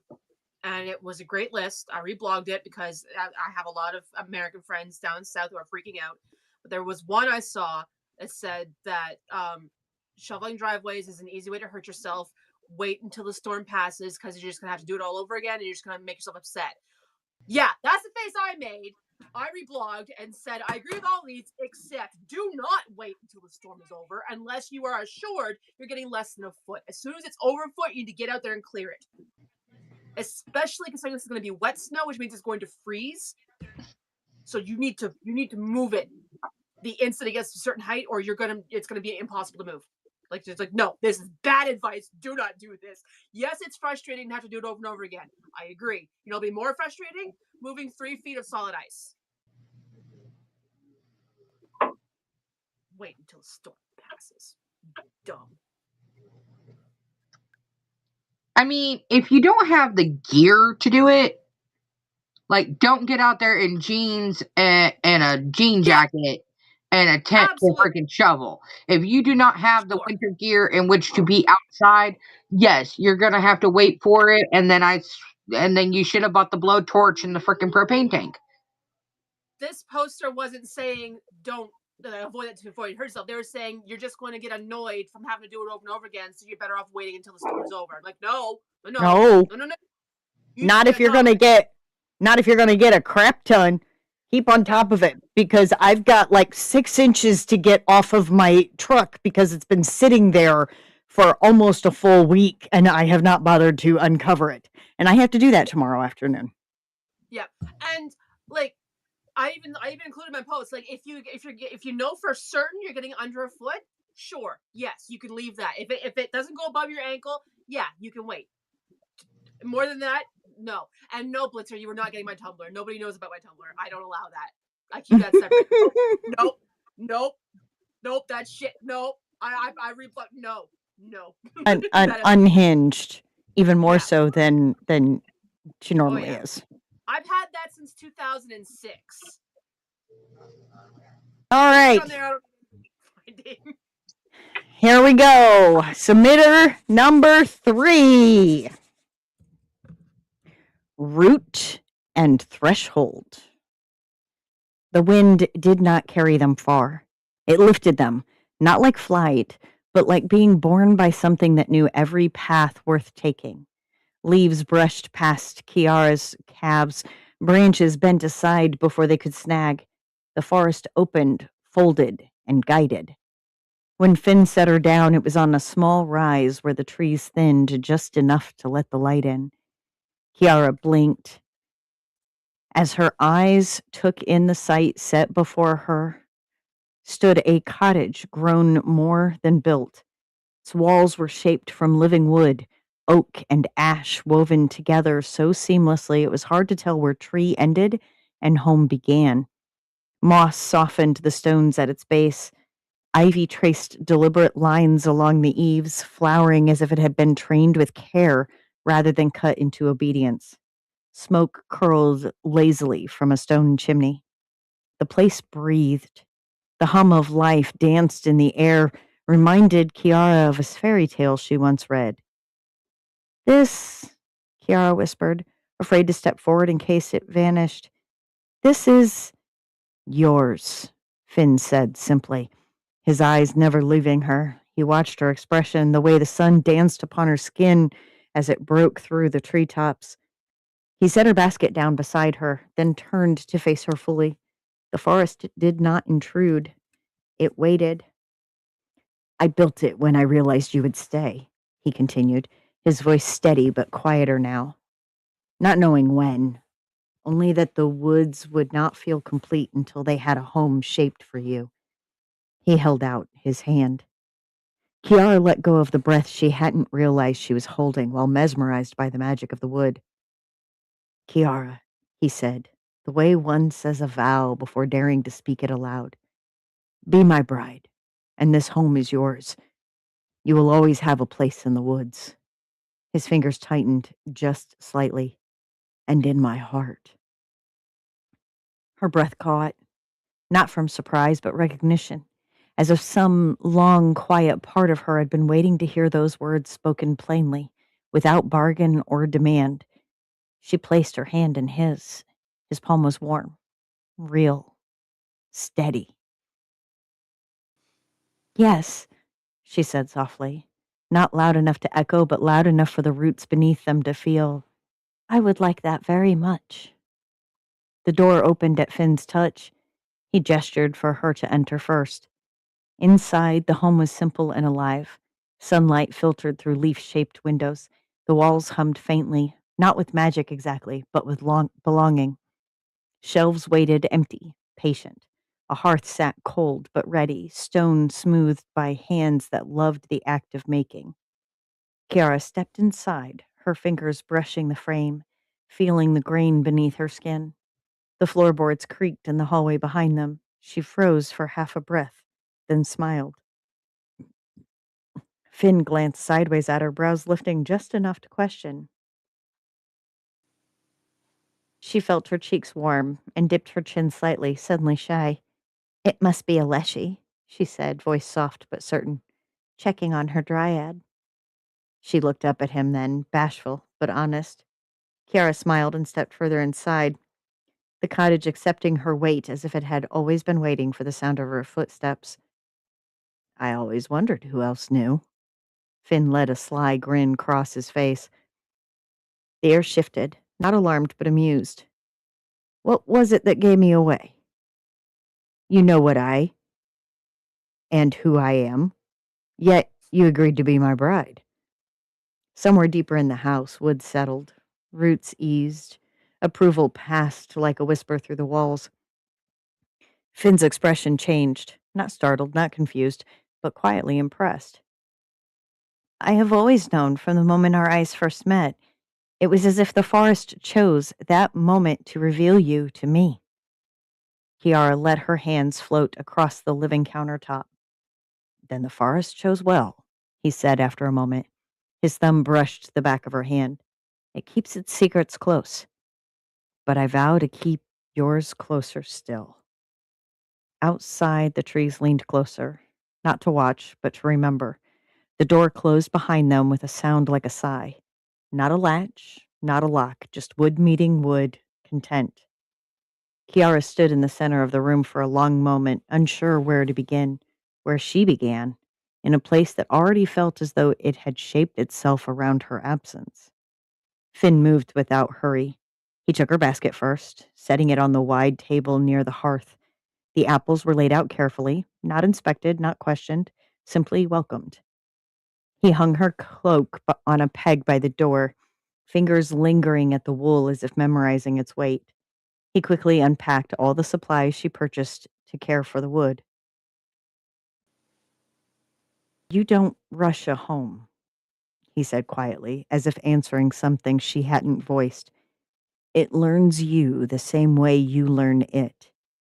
As he said this, a storage cabinet grew out of the wall so he could place her tools. Kiara nodded. She ran her hand along the wall again, slower this time. The grain beneath her palm shifted almost imperceptibly. Warm, responsive, alive. A branch grew out, twisting and interlacing, making two rings that separated and fell into the palm of her hand. "I've never had a place that waited for me," she admitted. "This one seems to know my thoughts and is happy to fill our needs." She held out the rings. Finn paused. Then he crossed the room and knelt, coaxing a flame to life in the hearth with a gesture so small it barely counted as magic. Sparks caught. Fire bloomed, soft, steady, not hungry. "This one has," he said. He reached up and taking one of the rings in his palm before he placed a stone in its band, then took her hand in his. "This is more a human custom, but one I am more than willing to give you. With this ring, I pledge my love." He put the ring on her hand before he kissed the top of it. She took his hand and looked at his simple band. Kiara looked down. A pain danced in her eyes. I need not a stone nor metal to know I am yours. A simple band works for me because it was your heart that asked for it, and the woods gave it to you freely. Finn tilted her head to meet his gaze before he leaned in to kiss her. Kiara broke the kiss as her head was swimming. Finn guided her hand to his as she placed the ring on his finger. Come, let us eat. Finn guided her to the table. They ate simply, bread broken in half, apple slices and shared. No ceremony, just the quiet rhythm of being fed after fear, of letting the body realize it was safe. At one point, Kiara laughed under her breath, startled by herself. What? Finn asked, mouth curved around a smile. I keep expecting someone to tell me I don't belong here, she said, that I've stayed too long. He reached across the table then, not possessive, not urgent, and laid his hand over hers. The woods would tear the words out of their mouth, he said calmly, and I would let them. She squeezed his fingers, grateful for the certainty of it. Later, when the fire had burned low and the light had turned honey soft, Kiara wandered toward the narrow hall that led deeper into the cottage. She paused at the threshold, listening. A faint creak, a settling beam, the sense not of eyes but of attention. She smiled again. I don't mind, she said gently, not sure who she was addressing. You can check as often as you like. The air warmed. Behind her, Finn watched, not intruding, not hovering, just witnessing the way the house accepted her presence like a long-awaited note, resolving into harmony. When she returned to him, he held her, not as a claim, not as a promise yet, but as one holds something precious that has finally found its place. It seems the house is still building for what we need. A sly grin crept on his face. Kara looked around before she realized. Oh, somewhere to sleep. Among other things. Finn wiggled his brows. Outside, the forest kept its watch, ever protective of Finn, now his human bride. Inside, a hearth burned, warming the home as Finn walked her back to her newly formed bedroom. He lifted her up and carried her across the threshold. Kiara buried her head into his chest. The scent of the woods clung to him, bringing to her a sense of ease and happiness. Finn set her down gently at the edge of the bed. It was shaped from living wood like the rest of the house, smoothed and curved as though grown for rest rather than made for sleep. Moss-soft blankets had already unfurled, warm beneath her palms. He lingered only a moment, just long enough to brush a curl from her cheek. Then he straightened. I should go, he said quietly. Not reluctance, respect. Tonight should be gentle. You've had enough change for one day. The words struck something sharp and sudden in her chest. Finn, she said, reaching for his wrist before he could turn away. He stilled. She sat up, sheets gathering at her waist, eyes bright with something steadier than fear. Please don't leave. He turned back to her fully then, his expression serious, not teasing, not playful. If I stay, he said carefully, there will be no half step. What we begin tonight binds more than promise. The forest will know. So will I. His voice softened, but the weight remained. There is no turning back from that. Kiara stood. She crossed the small distance between them and placed her hands over his heart, feeling its steady strength beneath her palms. I am not afraid, she said. I have spent my life being sent away. Tonight, I am choosing to stay. She leaned into him, resting her forehead against his chest, breathing him in, wood smoke, earth, home. Choose me, she whispered. I am ready. Finn exhaled long and slow, as though surrendering to something he had wanted long before he allowed himself to hope for it. His arms came around her, not urgent, not consuming, but sure. Then stay, he murmured, and let the forest witness what we give freely. The hearth flared softly. The house settled, and the night closed its door with kindness. A night of passion, Emotion and a bond being created filled the woods with simple sounds of pleasure and pure happiness. Before Kiara knew it, the night quickly faded into the morning. Light filtered in gently through the leaf-shaped windows, gold and green and warm. Kiara woke slowly. It seemed like only a few minutes had passed since she was allowed to fall asleep. Her body hummed low and pleasant like a string still vibrating after music had ended. She felt it soar in places she smiled at, achingly aware of herself in a way that was new and deeply right. She stretched and felt him. Finn lay beside her, one arm draped loosely at her waist, his breath slow and even. The forest clung to him still, but softer now, threaded with something unmistakably human. Hers. She pressed her face into his chest and laughed quietly, joy blooming without effort. Something sparked beneath her skin. Not pain, not magic exactly, but charge, as if the forest had rewired her just enough to recognize her as its own. When she shifted, Finn stirred. "Good morning," he murmured, voice rough with sleep and warmth. He pulled her close, resting his head on hers. She smiled up at him, radiant. "I feel different." He brushed his thumb along her hip, reverent. "You are." Outside, birds began their song. Inside, the hearth breathed. And Kiara knew, without doubt, without fear, that she would never be sent away again. Something shifted at the foot of the bed. Not a sound exactly, more a presence, the way roots know when a stone has been moved. Kiara stirred. The air smelled different, damp earth, old bark, sap, and shadow. She opened her eyes. A figure stood at the foot of the bed, tall, narrowed, shaped more by suggestion than flesh. Its limbs bent at strange angles, bark-textured skin veined with faint green light. Moss clung to its shoulders.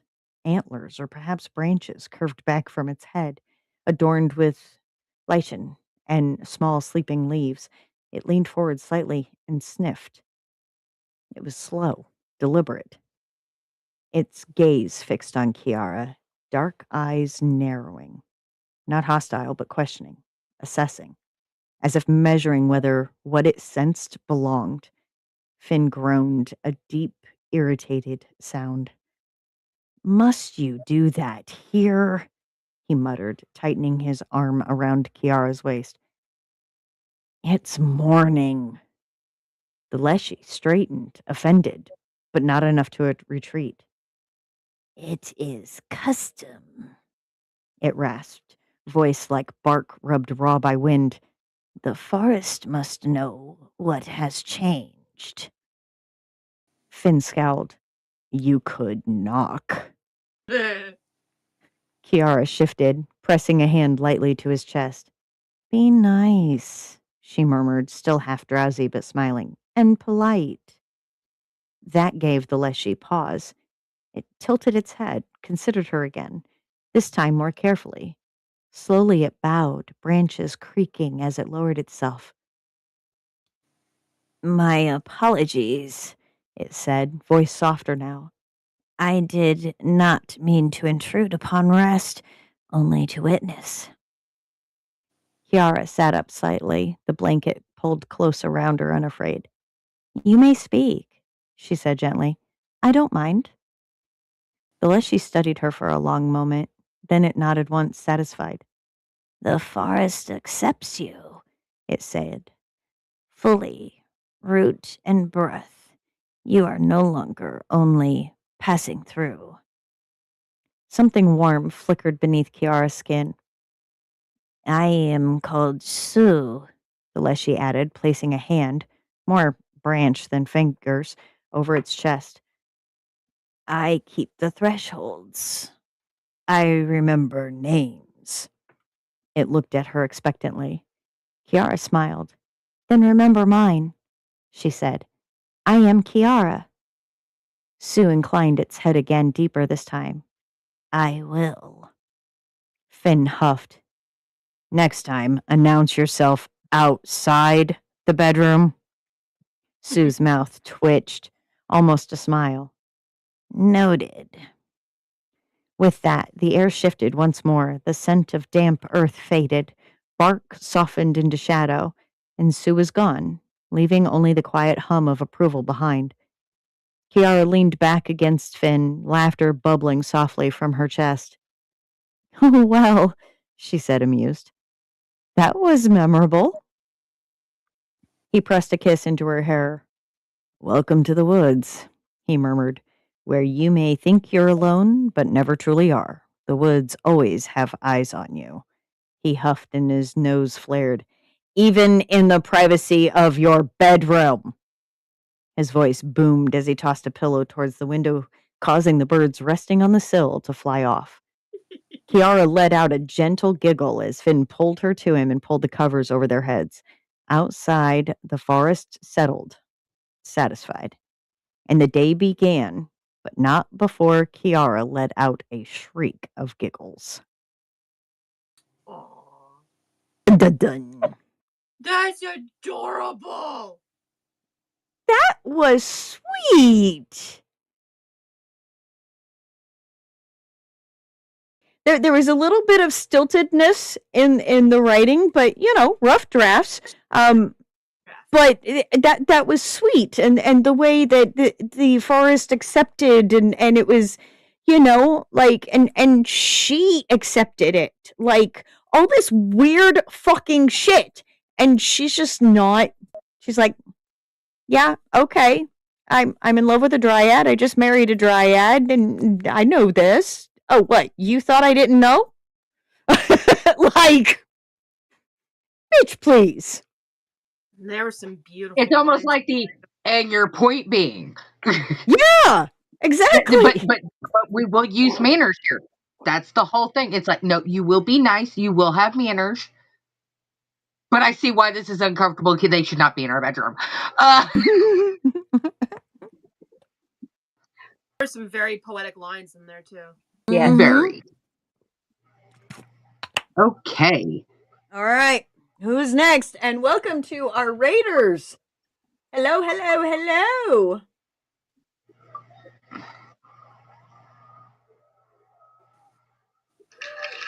Submitter number 8.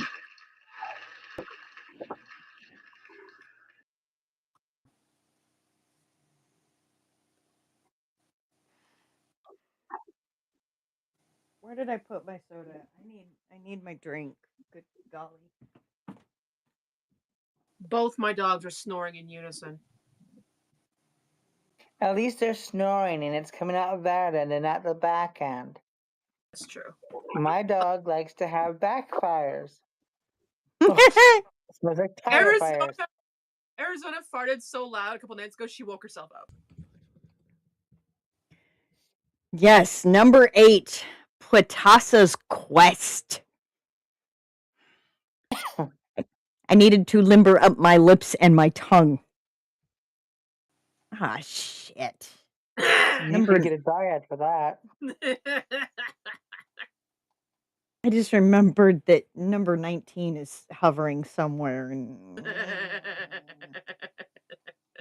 Oh, please, you gotta Just stay away from the glass objects. Okay, here we go. The wind wailed around Puetasa, carrying him above the trees, above the world, into a place where the demons and spirits dwelled with the stars and moon who hid during the brightness of the day. He was in the forest, and he was the forest, and he was beyond the forest, seeing every leaf wave, every bird swoop, every light beam sway in the clearings. And in that place, Puetasa honed in not just upon Daraka and his men, but the path they had taken and the one they were to follow. A trail leading through the winding woods past a gatherer-hunter encampment where a few elder members of their band looked over 8 young children and 1 young mother rocking her babe. Beyond this little abode, over hills where bears roamed and cave lions lurked, the trail came to the base of a smoking mountain. The stones were carved with warding symbols and pleading charms against an eruption, and all of that would be cast aside, Putasa seeing a ghostly vision of the future as Daraka and his men cast Nelmasta into the lake of fire lurking at the volcano's peak while Kanya performed her ritual. With a rumble and roar, it came to life, that horrid scream of the volcano piercing Putasa's chest, his head rattling like he'd stuck it inside a drum. He felt hands on his distant skin, someone speaking to his body so far away. Back down the trail he was drawn, a whole map of what lay before them forming in his mind. He lingered over his brother and the medicine woman, the one with his hands bound as he was forced to march along, the other walking calmly with her hands untied. Kenya tilted her head back, looking into the boughs of trees overhead where Putasa's spirit looked on, a wry smile curling her lips as she whispered, I always wondered who else would come to know the ways of entering and leaving the spirit world. Be careful, boy. You know so little of what you do. Heed the horseman, for his people know the ways as well, perhaps too well for their own good.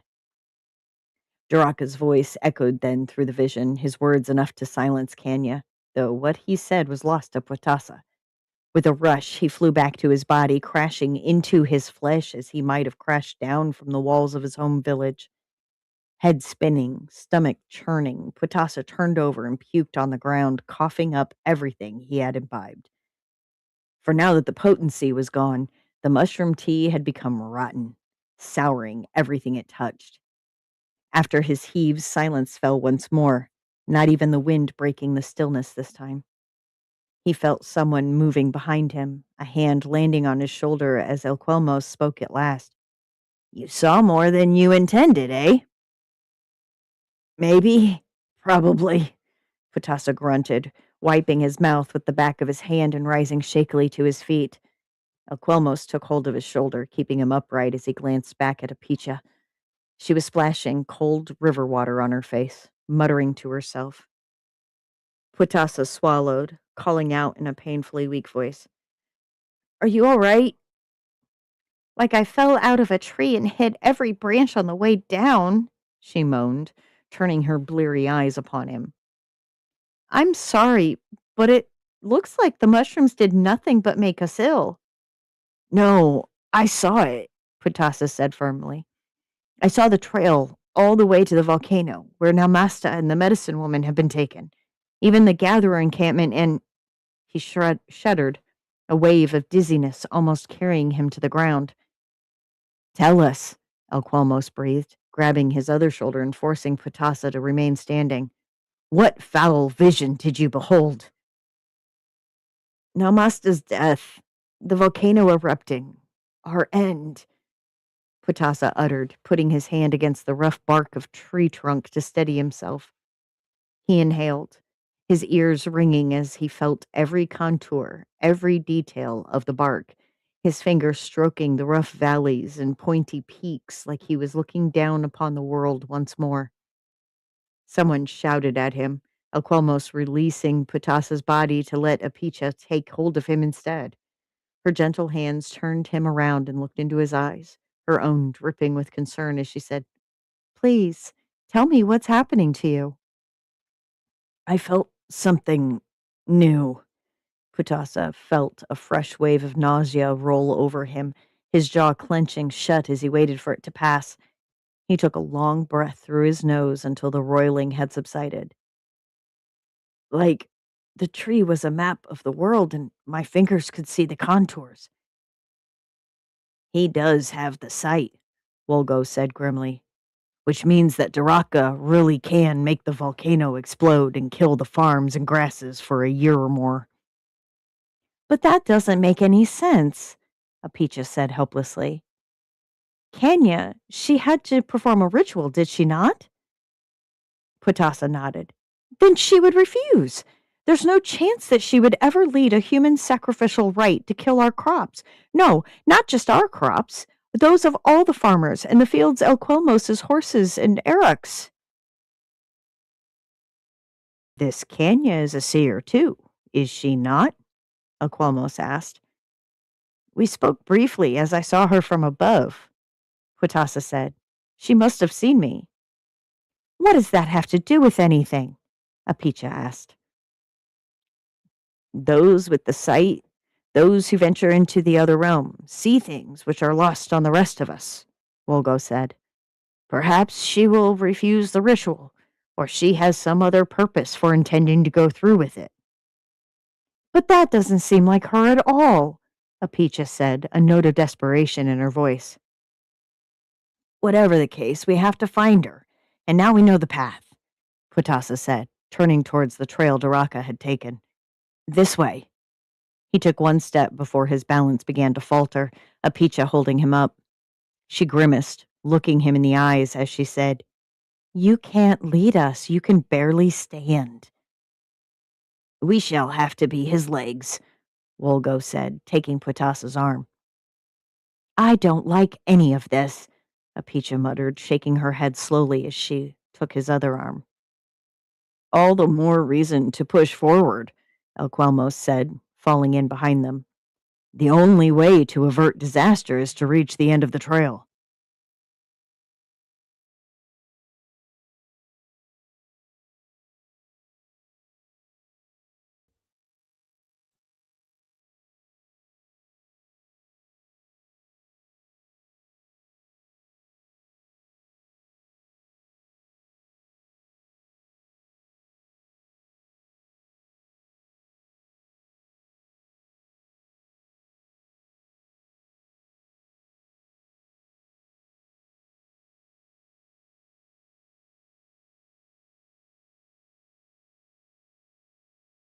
Personal computer doing weird shit. Please hold. There we go.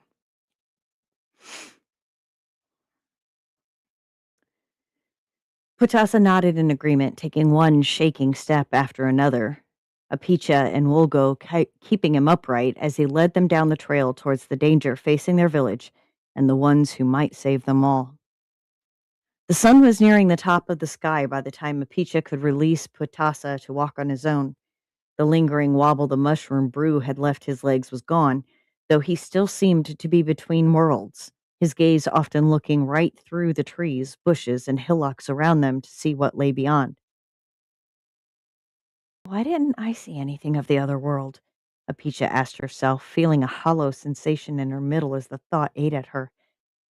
I drank the same brew, but all it did was fill my vision with spots and make me throw up.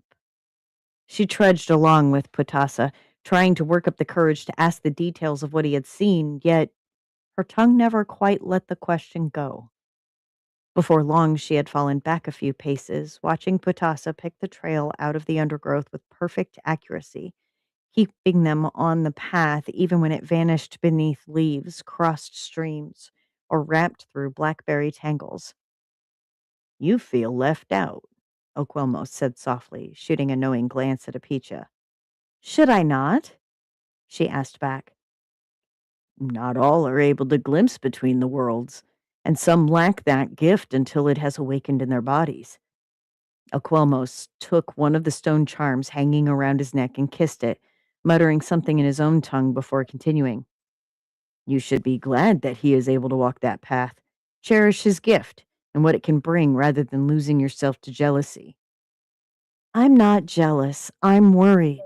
What if he walks down the wrong path or something else goes awry? I want to be with him to keep him safe in such things, but I can't see the path. Then you must be his guide here in the realm of flesh, Alquelmos said, or await the time when your sight is opened. There is no time left to wait, Apicha said, grimacing. You're young yet, as am I, as well. There are years ahead. It won't take us years to reach the end of his trail. Do you intend to perish at the end? No, but... Apicha shook her head. Never mind. Perhaps that is why you did not see, Elquelmos said, ducking under a low branch.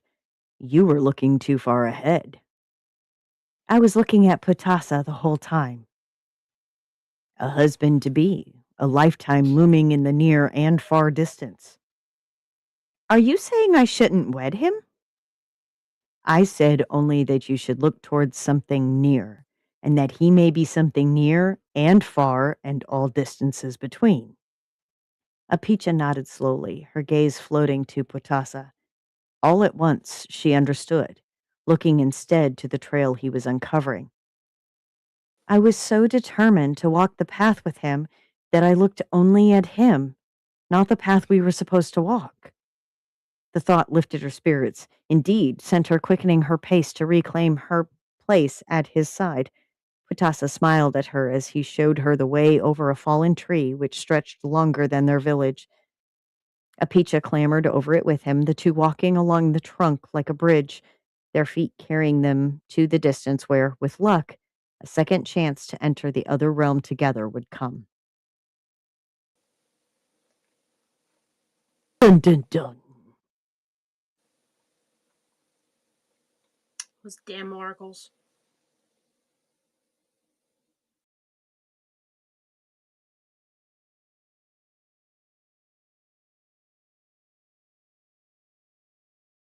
Mother trucker! You know what? I am all about the fact that, yes, I'm very well aware that the sign of a good oracle is how confusing the fucking riddles are. Yep. And as somebody who writes a fucking oracle in their damn book, in their fucking series, it's like, is there a special class in riddles that we're just missing here? Or It's a special placement class. It's hard to get into. yeah. It's a special place in hell! That too. Yes.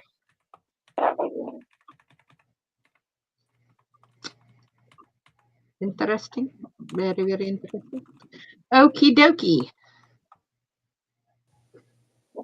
No, I just saw a comment.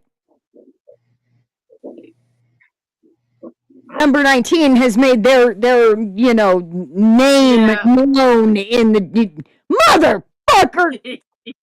I saw that. I swear to mother fucking Christ.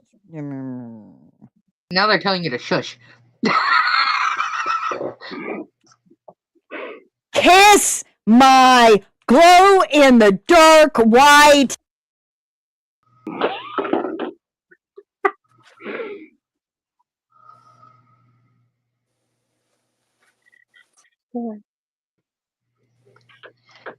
By the way, this counts.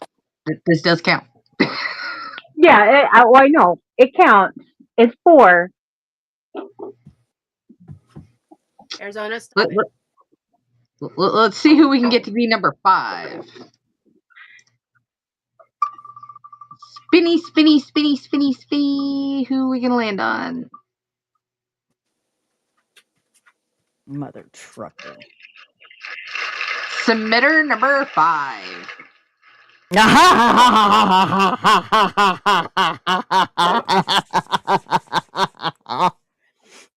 I woke up with the worst headache I have ever had. Oh, I drank too much last night, I thought as I reached for the glass of water and whatever headache meds I had on my night table. Just as I downed the last of the water, my cell phone went off. I ignored it at first, but it continued to make the little noise I had set for notifications repeatedly. I got frustrated and had to see what was so damn important that I had to be told or shown. When I activated the screen, I squinted at it and dimmed it. Damn, that's too bright. I sounded rough even to myself. I scrolled through the notifications, and then I came to a picture in the group chat I had with my friends. I prayed it wasn't real, but unfortunately, I knew it was. As I stared at the picture, my phone rang.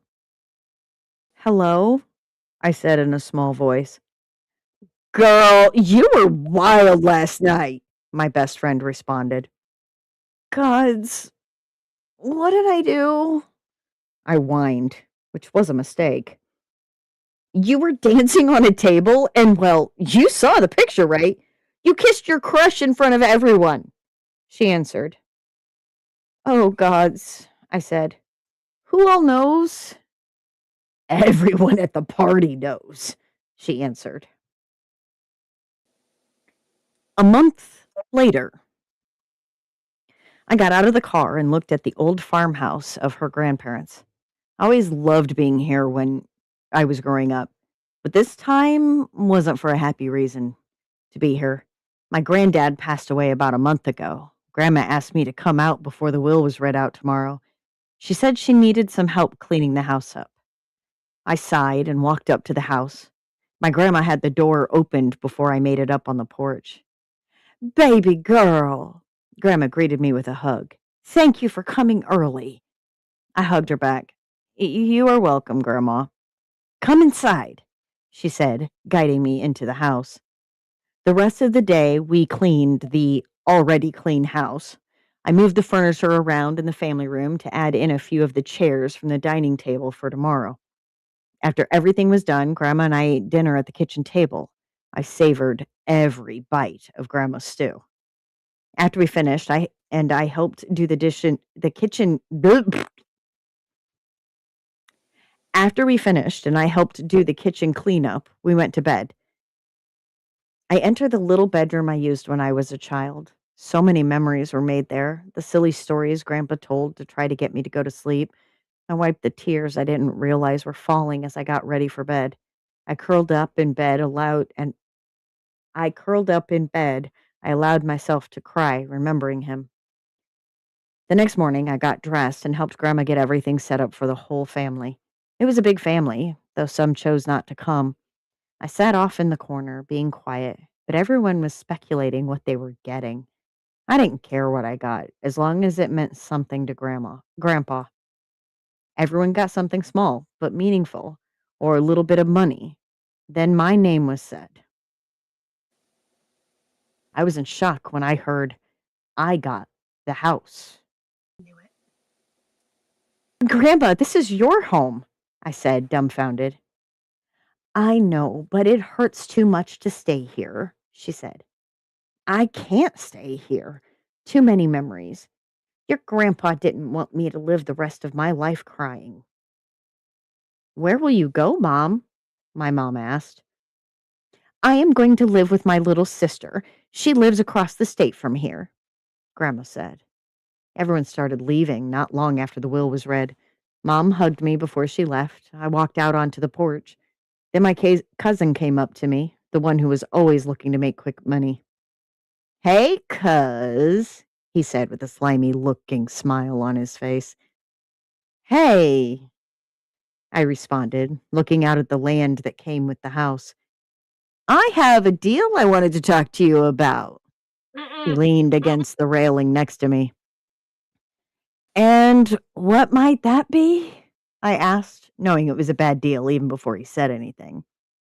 Well, I know a guy who builds houses, and he could build a lot of houses on the land, but of course this house would need to come down, he said.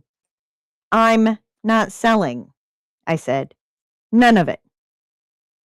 You're saying no to making more money than you could ever dream of. That's right, I said. That is a big mistake, he said. We heard the porch boards creak behind us. We turned to see Grandma standing there, and she looked pissed. We both stood looking at her. How dare you? She growled, then walked up and started poking my cousin in the chest with one of her bony fingers. This is why your grandfather didn't leave it to anyone else.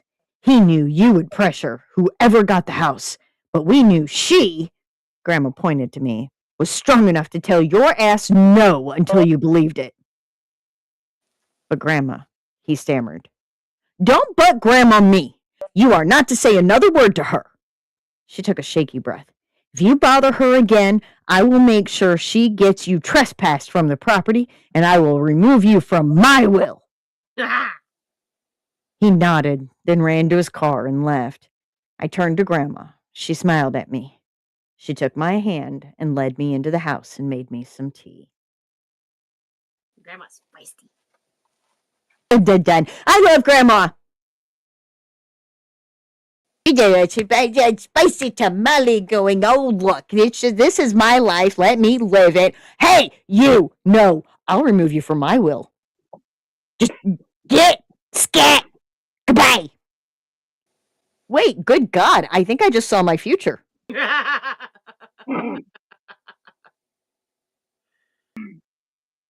Possibly.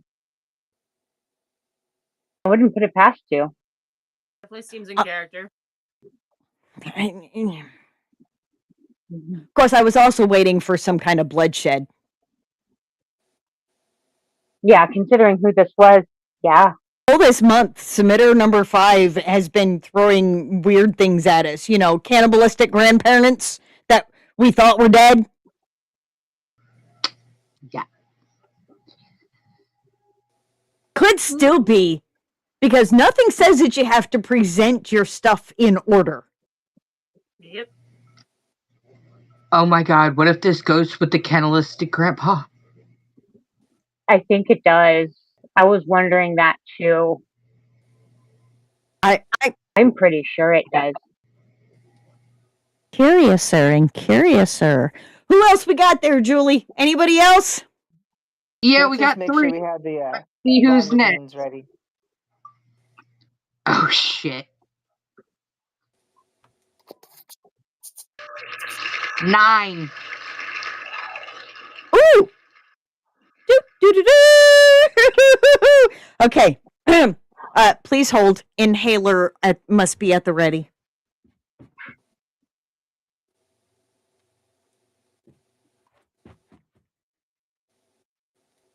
I know, Evelyn. I hear it too.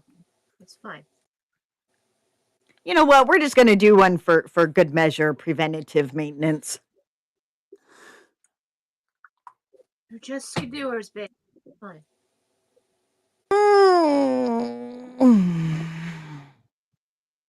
Especially since it's called Dark Witness.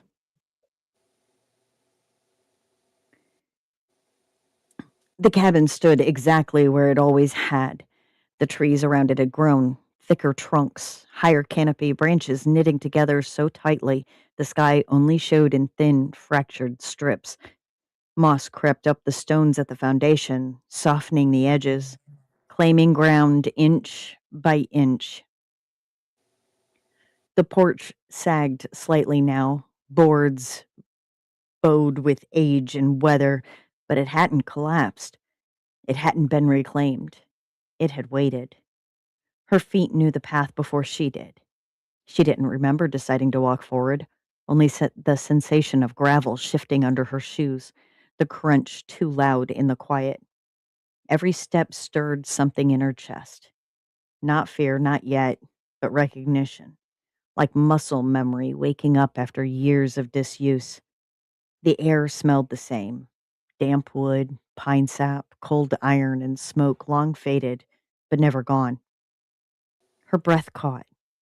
She had stood here before, not just near it, here, close enough to feel the hum beneath her skin, close enough to know this place wasn't empty even when it looked that way. The door was still scarred where something sharp had dragged across it. 3 uneven lines, half weathered, half preserved. She reached out without thinking and brushed her fingers over the marks. A quiet pulse answered back. Not sound, not touch, acknowledgement. Still standing, she murmured, unsure who she was speaking to. The porch creaked under her weight. The same board, giving slightly near the left post. She avoided it automatically, a movement too practiced to be coincidence. Her hand found the railing, fingers curling around the worn groove where she had gripped it once before, hard enough to bleed. Inside, the dark felt intentional. Dust motes hung suspended, undisturbed, as if the air itself held its breath. The furniture hadn't been moved, a chair still angled toward the fireplace, a table scarred with old burns and knife marks. Time hadn't erased anything here. It had only softened the edges, preserved, protected. The door closed behind her with a low, final thud. Only then did she feel it. Not looming, not threatening, present. Something older than the cabin, older than the woods. Something that had known her name before she had one worth keeping. Why'd you bring me back? Her voice steady despite the weight pressing gently against her ribs. The shadows shifted, not away from her, but closer, and for the first time in 20 years, she didn't feel alone in the dark.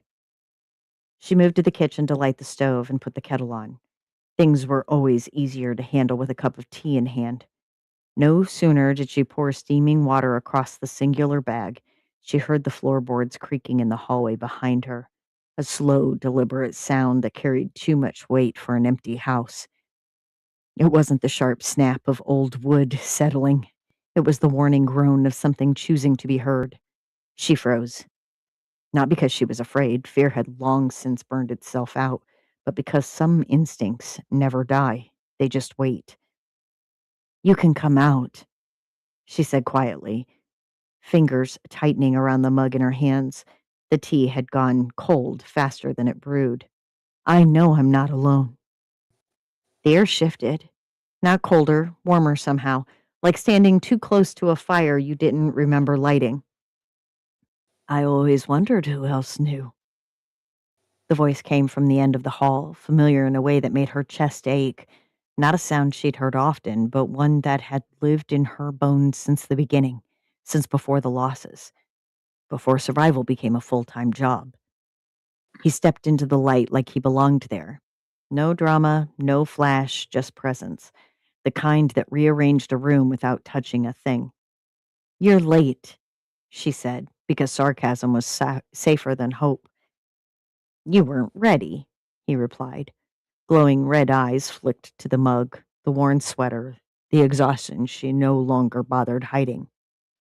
Gratitude is a tricky thing. People think it's about saying thank you. It's not. She snorted. Let me guess. It's about suffering with a smile?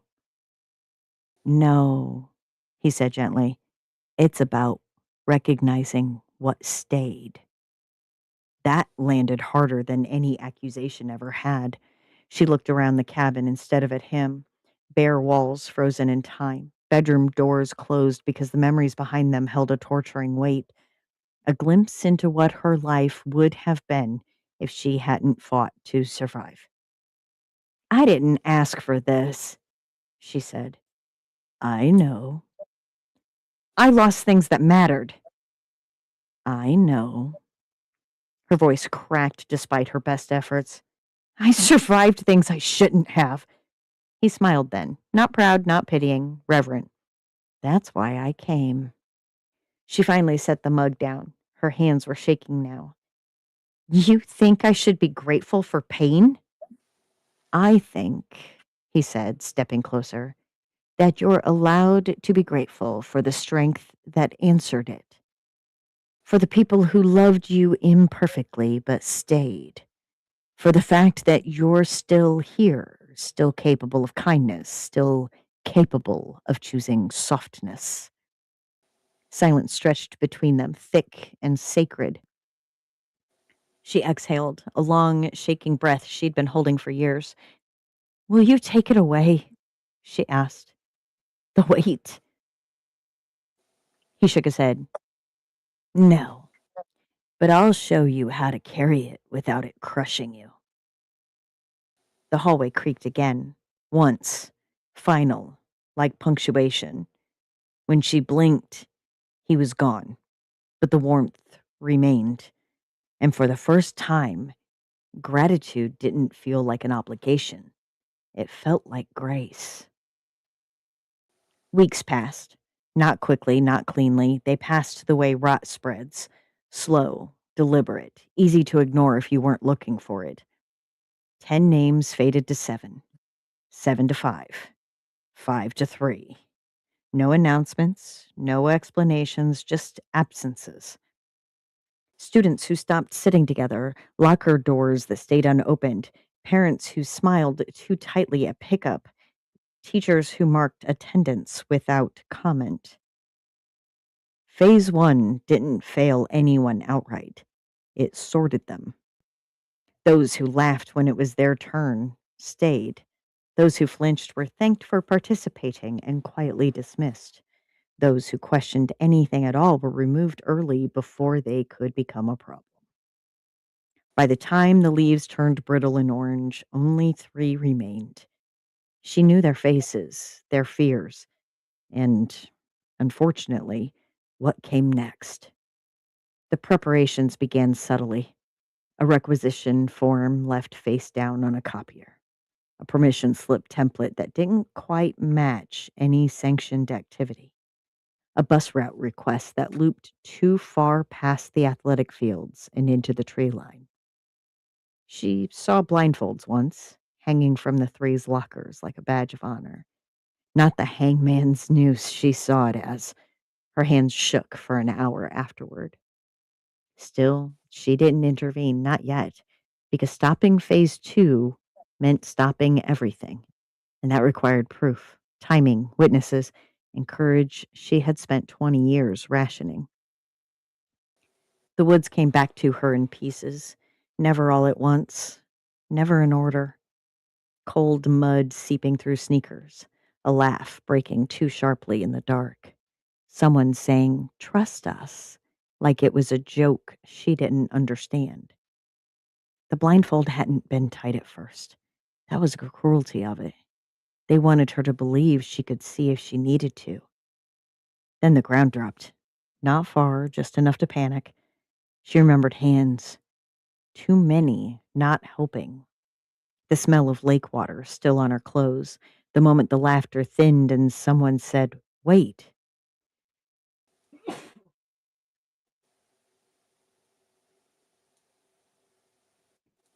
That was when she realized no one was coming back for her. The woods didn't feel hostile. That surprised her. They felt attentive. There had been warmth where there shouldn't have been any. Pressure at her back when she could no longer stand. A voice that didn't use language, that conveyed one clear thing. Not this one. When they went looking for her, there was nothing. No tracks, no blood, no body. The land had closed. Homecoming arrived wrapped in noise, color, and denial. She didn't go to the game. She listened to it instead from her apartment, from the way sound carried when a town convinced itself everything was fine. The distant roar of the crowd, fireworks cracking like gunshots, music echoing too long after it ended. She was rinsing a mug when the knock came. 3 sharp taps. Familiar rhythm. She didn't ask who it was. Elliot stood in the hallway, coat still on, tie loosened, eyes darker than usual. It's time. Her chest tightened. Tomorrow? He nodded once. They've finalized it. Where? The woods. Of course. He hesitated, then added, They think they've improved it. She almost laughed. Almost. Are the kids scared? He said, but convinced that means it's working. She set the mug down carefully. You're sure? Yes. A pause, then quieter. I always wondered who else knew. She looked at him then. Really looked. You tried to stop it, she said. I didn't know who to believe, he replied. By the time I did, you were gone. She knew what he was thinking, and what he also wouldn't dare let pass his lips. Missing. Dead. Erased. She nodded. We end it tomorrow. Elliot exhaled, relief threading through exhaustion. How? She reached for her coat. By walking in, uninvited. Phase 2 started fast. Too fast to think or react.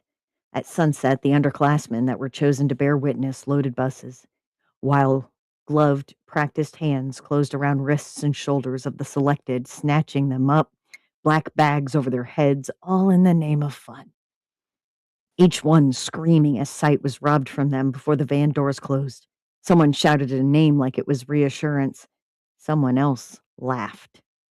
The nauseating chemical smell, breath too loud in their own ears, and gnawing, knowing feeling someone, if not all of them, wasn't going to make it out of this alive once they reached the clearing.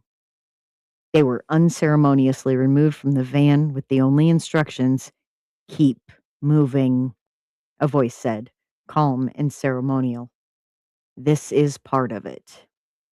Torches flared to life one by one, heat licking the cold air. Shadows stretched and warped against the trees, turning trunks into watching figures. The woods swallowed the light greedily, leaving only a narrow corridor of fire and fear. The selected herded forward, hands tied, not enough to hurt, but enough to remind them they weren't in control. Someone stumbled. Someone whispered, "I don't like this," into the dark of their hood. A voice snapped back, sharp now, "No talking." They walked deeper. The ground changed beneath their feet. Pine needles to mud to exposed roots that grabbed at shoes. Every step felt measured, like the land itself tried to stop them before it began.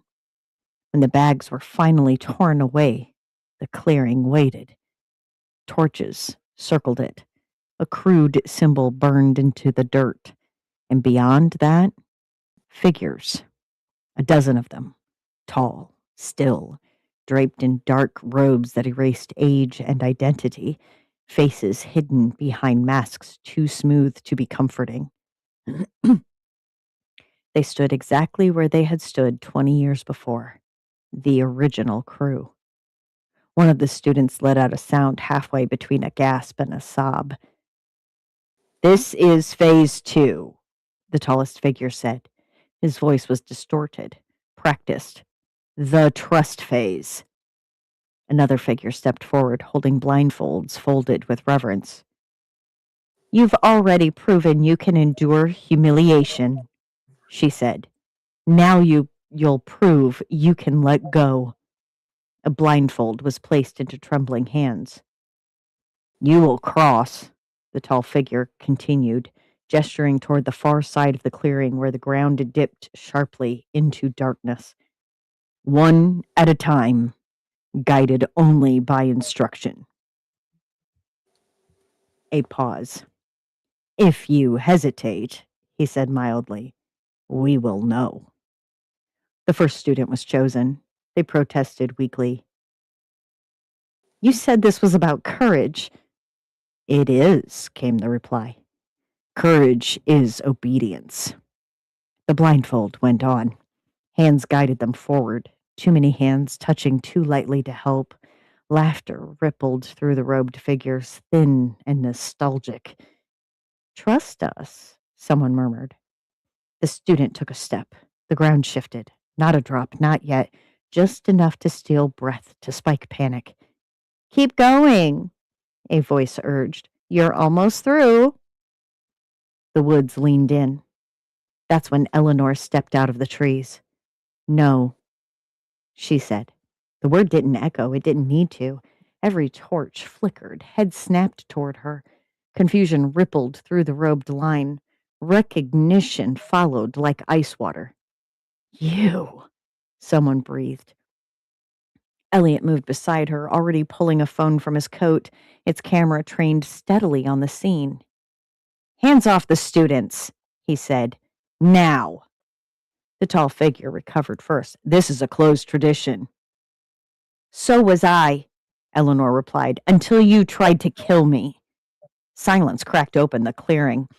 She walked forward, each step deliberate, memory guiding her feet. She stopped at the edge of the drop, the same one that had taken her. "You told me this would prove who I was," she said. "What it proved was who you are." The blindfolded student was shaking now. Eleanor reached out, removed it herself. "Step back," she said gently. They did, instantly. The woods exhaled. One of the robed figures lunged forward. "You don't understand." "I understand perfectly," Eleanor cut in. "You dress fear up as tradition so you don't have to admit you enjoy it." A low sound rolled through the trees. Not thunder, not wind. Recognition crossed several faces beneath the masks. Old, buried fear. Elliot spoke again, voice calm as glass. Police are en route. State board, too. I sent everything. You can't prove. I don't need to, Eleanor said. The woods already did. The torches guttered out one by one as if pinched between unseen figures. Darkness rushed in, thick and final. The robed figures backed away. They always did. The police lights came. The questions, the statements, the careful distance people kept once they realized what had almost happened, and the price it would have cost them once again. For now, it was just the two of them. Eleanor stood at the edge of the clearing, the smell of extinguished torches still hanging in the air. Her hands were steady, but her chest felt hollow, like something old had finally been pulled free. Elliot came to stand beside her, careful not to touch. I always wondered if anyone would figure it out, she said quietly. He didn't look at her right away. His gaze stayed on the trees. I didn't at first. Just patterns, gaps, the way you moved when no one was looking. She let out a breath that might have been a laugh. They thought I died. They wanted to believe that, he said. Then softer. But you didn't. You survived. She turned to him then. Someone helped me that night.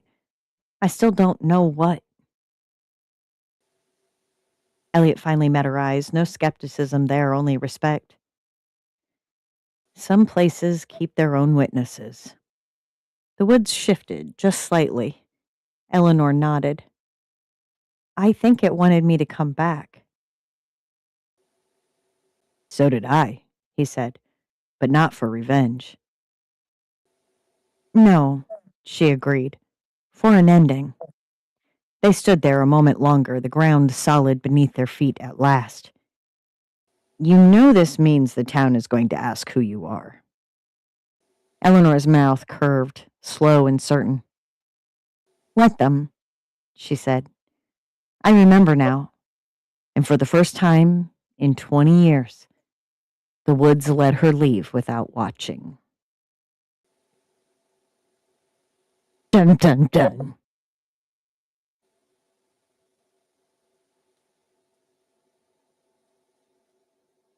That's a wild story.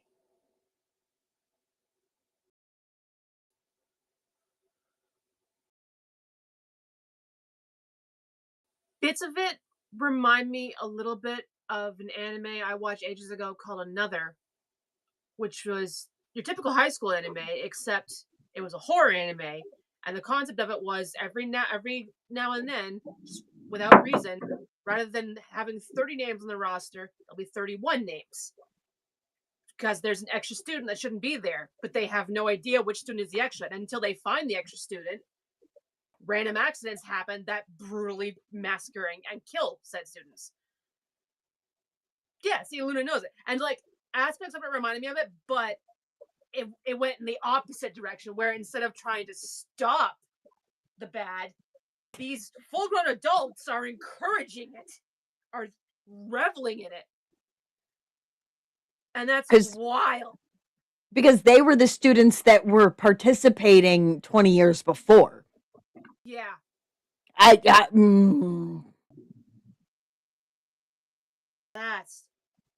want to know more about the being she was talking to.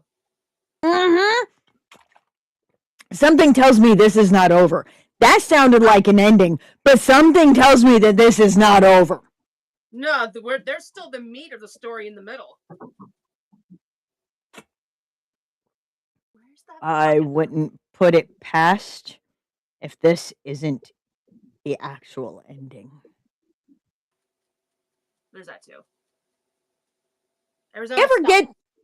You ever get to the point where it feels like an ending in the book and you can't figure it out because there's 40 fucking pages left? Yep.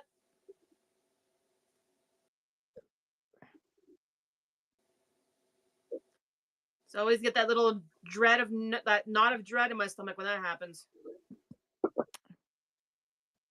If you like romantic suspense, everybody, just if you like romantic suspense, Alaskan Escape by Sandra Lynn Williamson. I stayed up till 4:30 in the morning New Year's Eve one year to finish it because it would still count for December if I hadn't slept yet. And I was riveted. That's like the first time that I nearly came close to throwing my iPad because I was reading on e-reader. Because my heart was doing one of these numbers, and it was before we started doing this. And now y'all make this like. I'm surprised my watch doesn't yell at me more often while I'm reading this stuff out. Hey, look, guess what I didn't put on today so that it wouldn't yell at me because my beats per minute were over 120. You are experiencing high anxiety. Please remove yourself from your current situation. I can't. I can't. It's my unpaid job.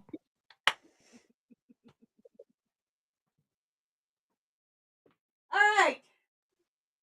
We have one more? We got 2 more. 2 more. Let's see who the next person is. Yes, let's stitch on black cloth. That's a great idea. That was an inspired idea. But it's gonna look so great.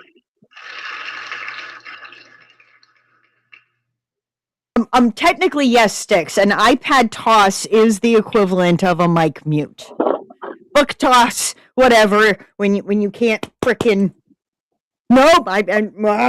Same thing. Okay, who do we got? Number 2. Number 2. Yes. Yes. Sorry. That is so good. God damn it. Okay. The floorboards creaked in the hallway behind him. Frederick felt his heart leap in spite of the fact that he remained in disguise whenever he left his current lodgings.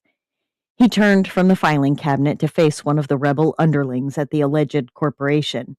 His gasping was accurate, and thankfully in the character of Mrs. Arthur Rye, widow. She clutched at her shawl as she startled. "Oh, Mr. McConnor, you gave me a start. What are you doing up in the middle of the night?" "I could ask the same of you, Mrs. Rye." Mr. McConnor was fully dressed and also bearing a dark lantern. "I thought I saw a light in the window up in here. Thought a spy might have been in here."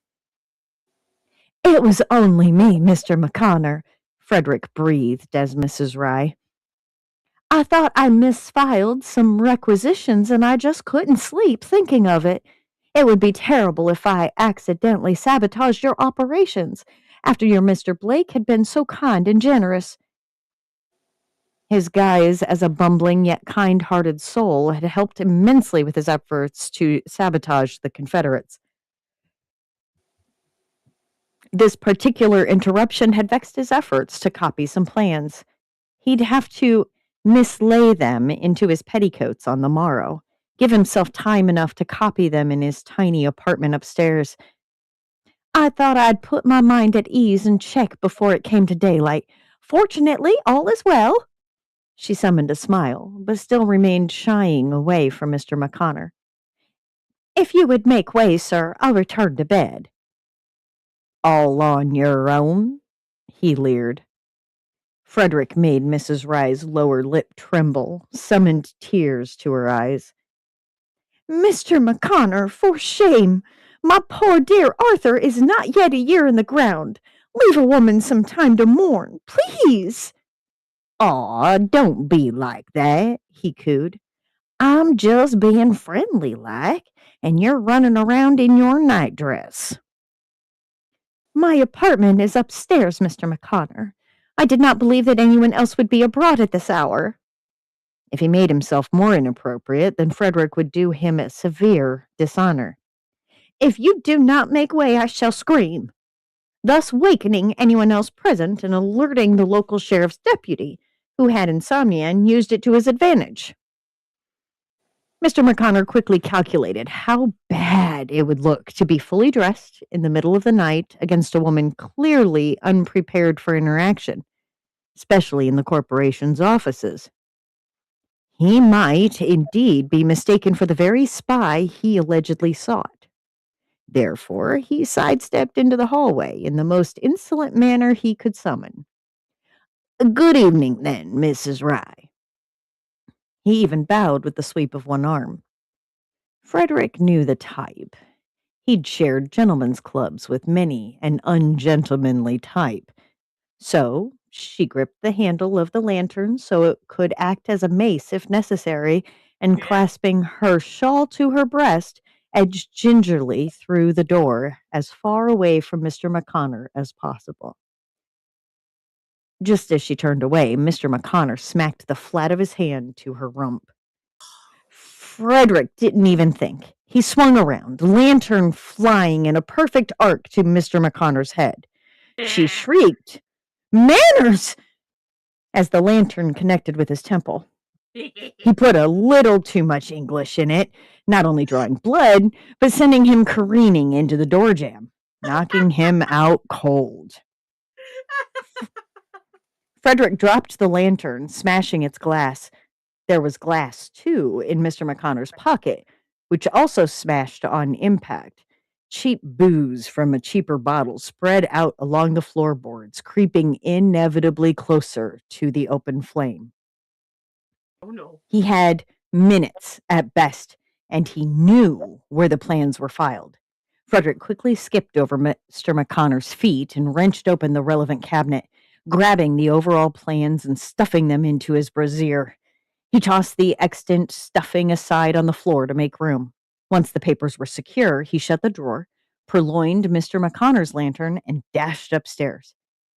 Behind him, Mr. McConnor's alcohol ignited with a soft whoomph, and everyone residing in the building was above the offices, which were full of paper, made of old, dry wood, weatherproofed with pitch and turpentine, and caulked with cheap hemp.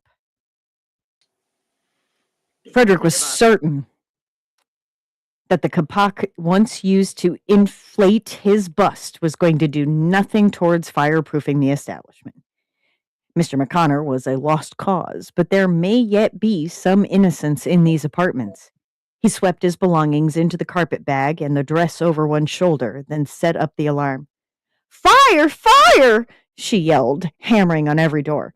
"Wake up! The building's on fire! Get up! Get up!" Oh God, a baby was crying. She rattled that doorknob, making an enormous hue and cry about the fire.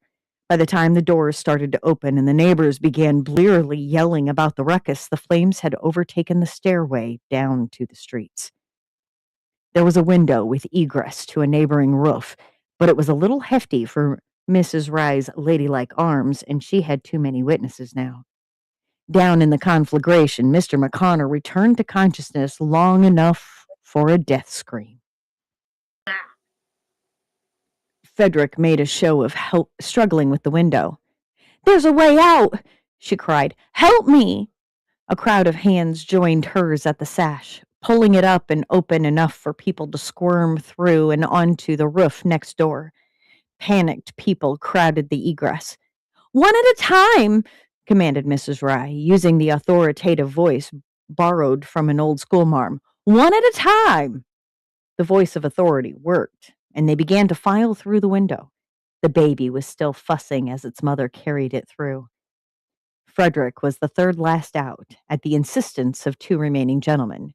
They, too, believed him to be Mrs. Rye. Out of the fire, which was spilling into the lower floors and marching into the upper ones, yet they were all still too high over the street. The insomniac deputy was attempting to round up a bucket brigade, but too many were either drunk or hung over to be much help. The clank of a plank over the alley made Frederick and the three ladies jump out of their skins. It was thick and sturdy wood, and on the other side, Mr. Vargas, his hero. Rapido, aquí! He made hurry motions. Alas, he looked like the rough sort that the ladies of the roof feared. One at a time, Frederick used the schoolmarm voice again. The fire will be approaching shortly. Mr. Vargas stood to one side, trying to look trustworthy when he was still askew from getting up there. Frederick was obliged to demonstrate how safe it was by crossing there and then crossing back. Nothing to fear, she insisted. Quickly now, spit spot! Clinging to whatever was dearest to them, they crossed the gap to a building with an upper landing, where Ronan and Miss Planch waited to help the survivors down. Aside from the mother with the baby, they then took up buckets to at least try to contain the flames to just one building. The deputy, Mr. Marlowe, was asking questions, in between directing the bucket brigade. Of course, the answers led him back to Mrs. Rye. All Frederick had to do was to stay in character and repeat select excerpts of the truth, starting with the story she had for Mr. McConnor. I thought it odd how he was fully dressed in the middle of the night, she babbled. Perhaps he was the one setting out to sabotage the corporation, accusing me of his own misdeeds. Deputy Marlowe checked that nobody else was listening and said, The Emperor sent me. Did you get the documents? They're currently in a safe and private place close to my heart, Frederick allowed, maintaining his guise. I cannot bring them to light in these circumstances. I have a story enough for everyone. The saboteur got caught by Mrs. Rye's insomnia, but by then it was too late. Her heroics saved the day, and she is recovering from vapors in a sanitarium close to San Francisco. He tipped his hat. Thank you for your service, Mr. Cinnabah. I had rather wondered who else knew. Frederick allowed himself to be hurried away by his teammates into a nondescript coach to sally forth to the Sallow Mermaid. Frederick let himself slump in the seat, not caring that he was pillowed against Miss Planch. He sighed. I would love to be lazing on a Sunday afternoon, but I suspect there is no rest for the wicked. You can at least nap on the way home, said Miss Planch. Then, when the plans did emerge from Frederick's brassiere, they were revealed to be triple redundancy plots to assassinate President Ulysses S. Grant on the railroad, in Alameda, and in San Francisco Bay. Dun, dun, dun! I love this story! I love a Did they just use a whole thing out of fucking Wild Wild West? Look, I like Frederick. I'm like, oh my god, did they actually redo a scene with fucking Will Smith better? Better. It's like that's the key point. Better.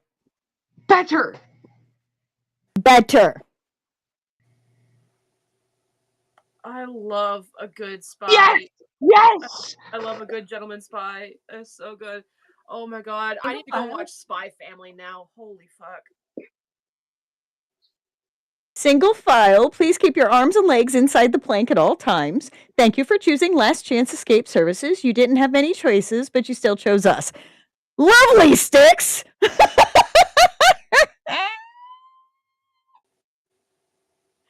Oh.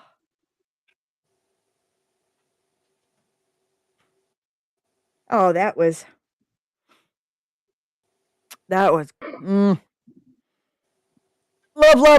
love.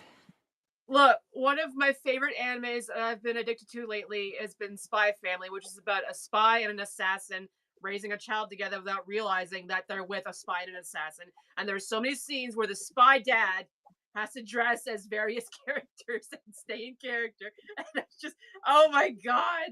I'm picturing. I don't have context for previous things, but this gives me like 30s, 40s vibes. And I love Patrick! Sorry.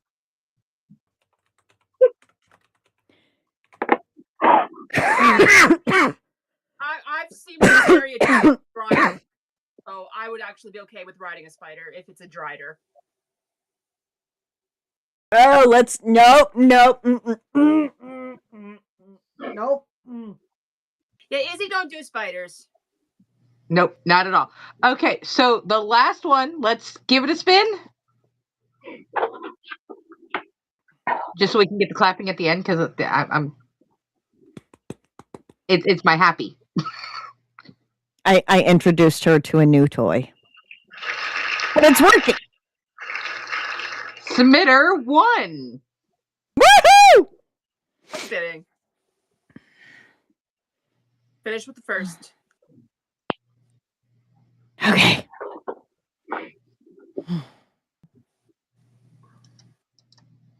I am equal parts intrigued by this and confused and scared. Just I would be saying. scared. It was a great mix. Uh-huh. And actually, funnily enough, right? Last submission from this one, there was a letter and it said, love Lucy, but we've been dealing with these love Rose, right? And I popped off with, in my reaction, like, who the fuck is Lucy? And that's where the lioness one ended up using that as an thing in the story this week. So, man, we're just all inspiring each other. Fuck. Love it. Love it, love it, love it.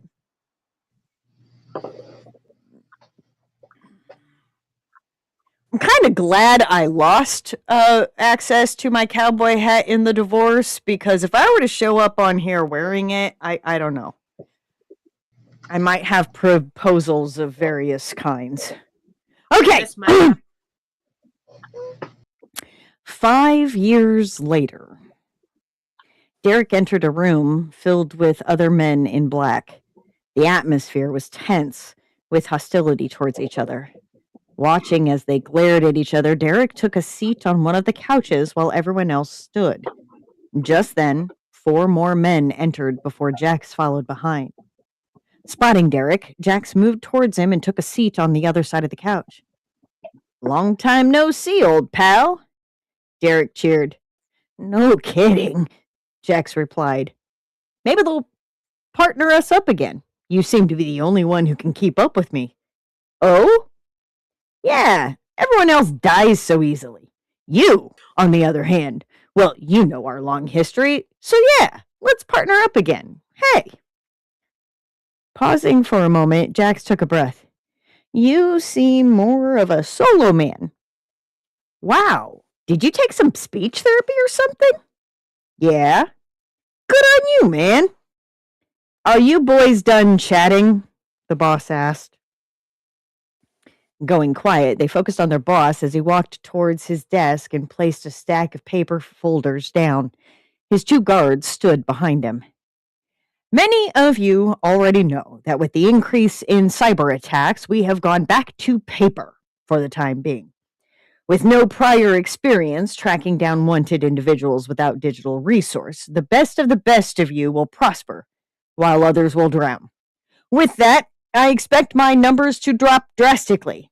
So with that, I will assign everyone to groups of 4, the boss stated. Get on with the important stuff already. No one enters this job expecting an easy life, one of the men shouted. Calling names out, everyone grouped up, taking one of the many folders. Slowly, the crowd disappeared, leaving only 2 groups.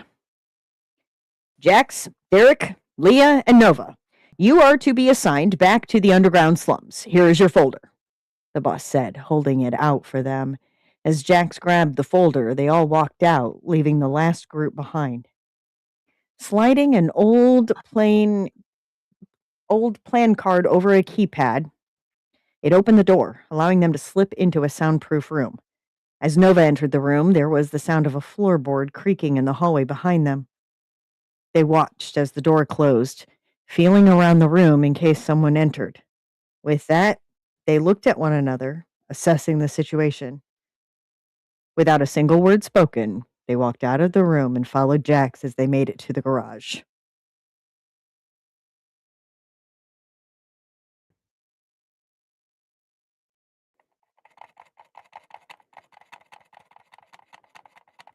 I'm sorry. Excuse me?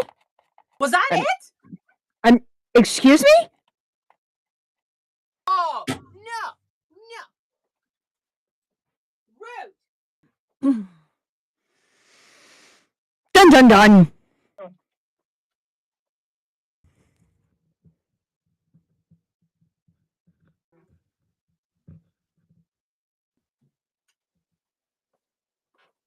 Disrespectful.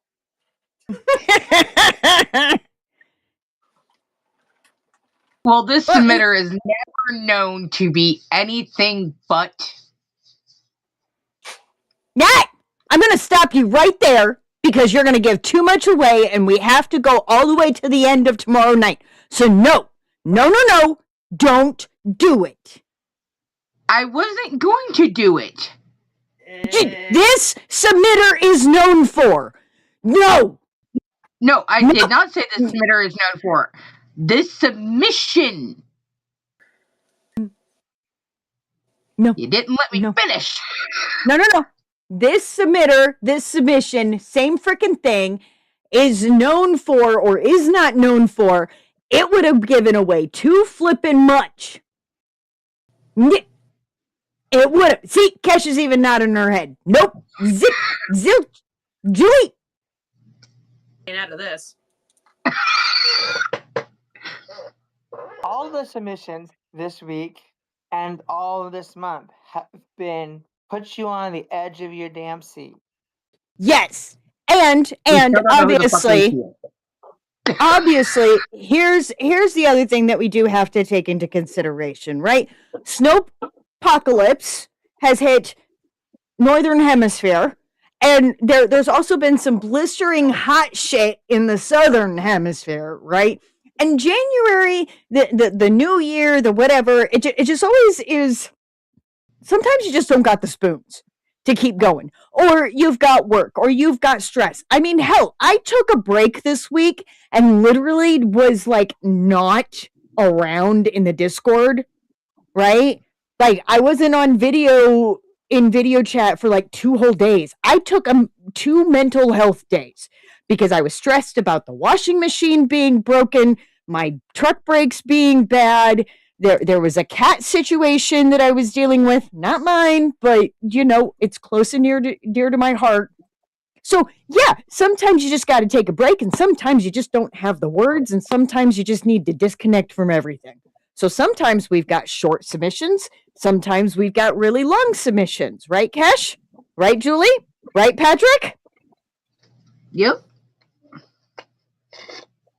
Sometimes the designated reader has to put a cap on it before she puts a cap in your ass. Just saying. There were times last year when Kesh had 4, 5, close to 6,000 words. I made her read her own shit. You did. And she was fine with it. She was fine with it. So, you know, it's we're doesn't always have to be me. I just really like doing it. And I love the fact that all of you guys trust me with this, even when I stumble over words, stumble over sentences, maybe don't give them the right accent, maybe fuck up the accent from week to week, fuck up the pronunciation of the foreign fucking languages you throw at me. I mean, it's my own fault. I started with the French. Mute Mike because we've got you all pissed off because the doctors. Look, Brent, man.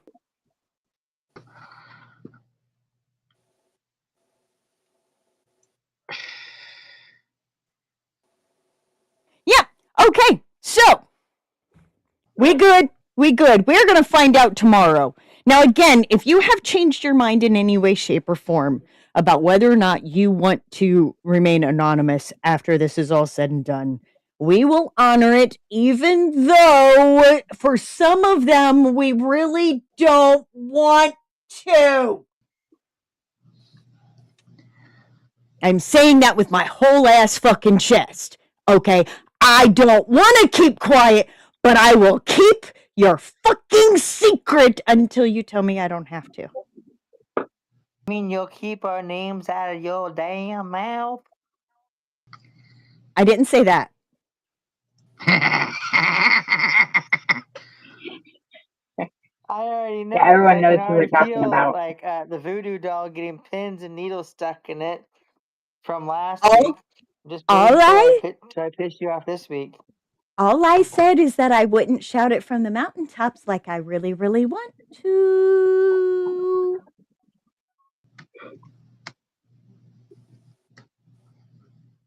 All right, we ready for the love of words, February, for the love of words. We haven't 100% solidified like a spiel. Yeah. Well, we kind of did. It's going to be the show, don't tell. Well, right. We solidified the concept. Basically, because you guys are now restricted to 2,500 words, and now be intentional with your writing. Be that person where you're looking at it and going, am I telling too much? Am I showing? Am I showing the way that these characters are emotionally without telling everybody, oh, she felt this, or oh, he felt like, right? Make those words count.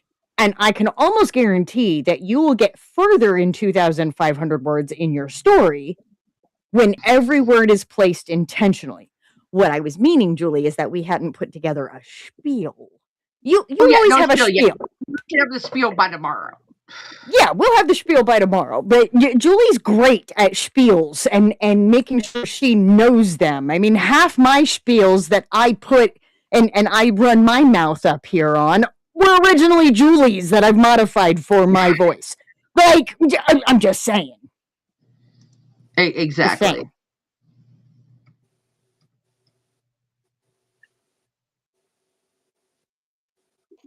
Okay, so here we go. Izzy's pulling up the prompts. Yes, I got to close that. Go over there. Oh, wait. I got to move that before I forget. Okay. And then we go over voting there. time already? It is voting time already, folks. Now remember, we're going to have a poll over on the side, and it is entirely possible that by the time I finish speaking them aloud, our very own wonderful Sticks will be in the comment having taken good dictation, and we'll have them posted in the side chat before I can copy paste. Now Patrick muted his mic. Does that count for anything? I do have the poll ready for when we're gonna go. Oh Lord, I had to mute because of what I said would not be Twitch appropriate. Can I not say it like that? It's dictation. DICTA. It's dictation. How else are you supposed to pronounce that word? I'm speaking it, you are typing it, therefore it's dictation. I'm sorry. Dictation. My mother was a church secretary, okay? No, and every time read what I wait, I'm pretty sure he read I'm gonna my just stop. Okay, on to the let's pick the oh God. We're gonna ignore the fact that, I was just talking about my mother, the church secretary, and about to talk about the pastor. Anywho's. Rule number 1. Concept. 96. Top of the list. Or at least the available to us list. Okay. Cut. And paste. Are you trying to beat Sticks for posting it? Always. No, This is our new thing. This is our new thing, yes. But basically, I'm cutting it from the master list. and Gotcha. prepping to post it in the Discord. Now, normally, before Styx graced us with his presence, I would paste it all in there and then I would copy it and put it in the chat. However, as I am reading it out, he is typing it out with his fast little fingers, typing massively fast. And before I can copy paste the entirety of it into the chat, he's already done hit enter. That's awesome. So it's this little race. Okay. Concept. A character overhears a conversation that reveals a devastating truth about someone they care about. How do they confront it?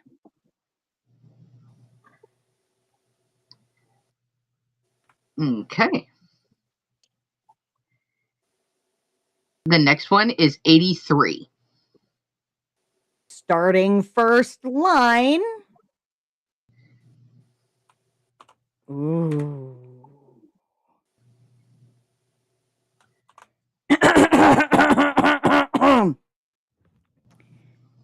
From the attic window, the world looked entirely different.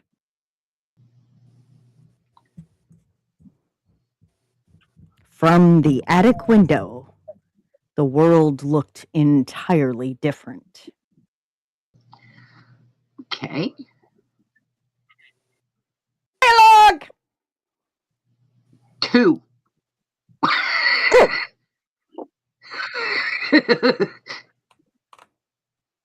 Wow, that Not one. expecting that. I didn't have to scroll very far down the list. Okay, use this dialogue. They don't usually keep records that long. Oh, shit. All right, so concept. A character overhears a conversation that reveals a devastating truth about someone they care about. How do they confront it? Starting first line, from the attic window, the world looked entirely different. And dialogue. They don't usually keep records that long. Okay, and poll is up.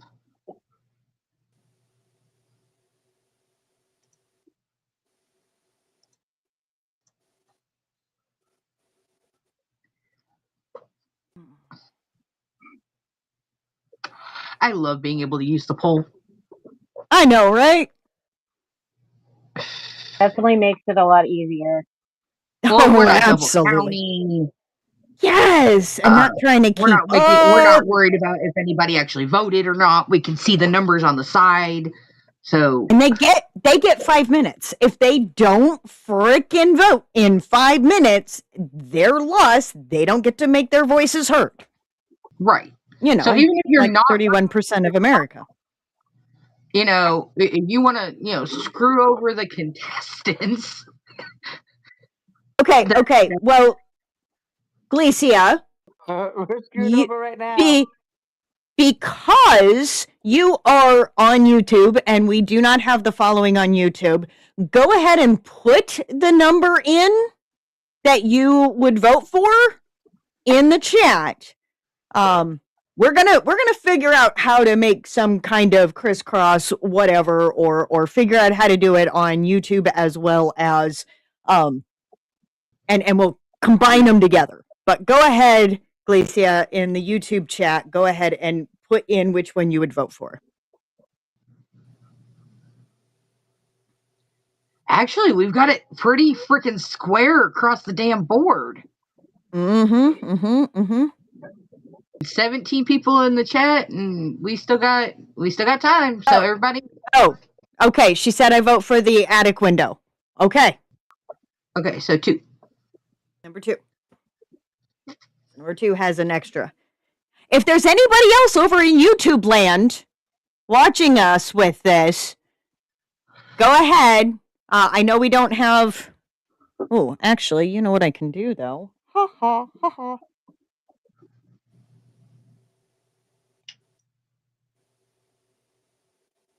Oh, that's just too difficult. God damn it! Why do I have to be such a? What? You're easy.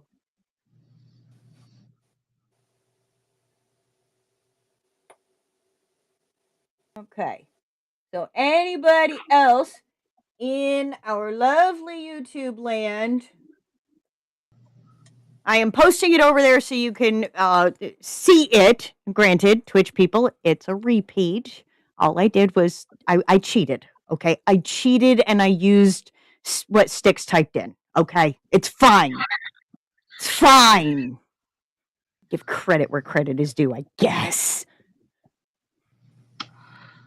If you hadn't noticed, I already, pick on him like a younger brother, the way Julie and Patrick pick on each other sibling-wise. Just wait till not tomorrow, next month, but the month after. Just wait. Hey, there we go. I like Luna's way of thinking about things. I expedited the process. I didn't cheat.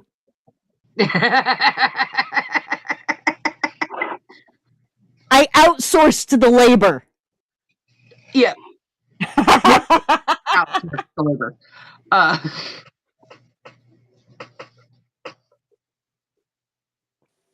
nice. See? I love that I don't have to be the sole tech support in my world. Because at work, I'm tech support. And if I can't figure it out, I go to my tech support, which is the Halloween bride, who I actually also work with. Now I'm not. I love that. I love that.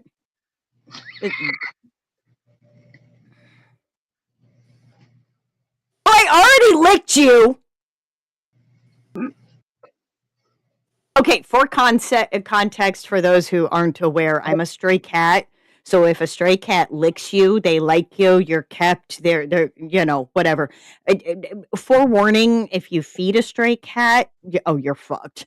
So, just saying that's the context. Context is important. Context Very is important. Very, very important. All right. So anybody else?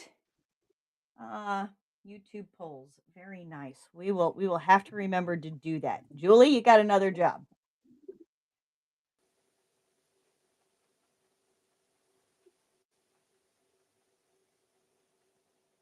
Great. Both polls now each week. Hey, there we go. Oh, my Lanta. Okay. So What did Twitch Are you- or YouTube do? Really? Talk about a three-way.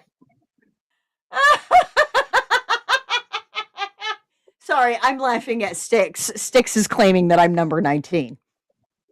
Oh my god. I mean, it's funny, right? So does that mean they're all... I don't know. Here's the thing. Technically, we have a YouTube vote. Yeah. For the attic, which makes number 2 having 5 votes, beating So out the other 2. What I voted for, so I'm happy. Oh, there we go.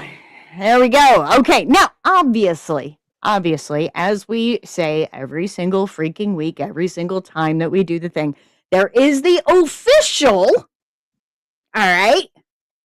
But frankly, if you're not feeling it, you're not feeling it. If you want to put all 3 in, go for it. Put all 3 in. Don't forget, for starting first line and for dialogue, if names, genders, grammar, syntax, past tense. I haven't even drank anything tonight beyond regular sanitized Dr. Pepper tonight. I promise you. Mm-hmm. Just it's been a long week. It's been a really long week. It's been a long month. Yes, it's been a long month. So change the syntax, change the POV, change person place thing to work within your story. Break the sentence up. That works too. I mean, I turned a starting first line once into 5 sentences. Because I put all the concepts into it and spread it out and built it out. So Officially, it is. Shut up, Sticks. All right. From the attic window, the world looked entirely different. I mean, here's the other thing. Let's go one step further, okay? An attic is an enclosed space higher up, right? Right? Maybe it's not an attic. It's an upper level of a cave. Maybe it's the projector booth in the theater looking over top. Maybe it's the top of a grain silo, right? Take the prompts, mold them to what you've already got brewing in those evil criminal mastermind brains of yours. For stories, because we're authors. We're authors. It's research. Oh, And my we won't God. talk about number 19's search history and what kind of lists they might be on now. My Just FBI agent would be so concerned about the stuff I was searching this week.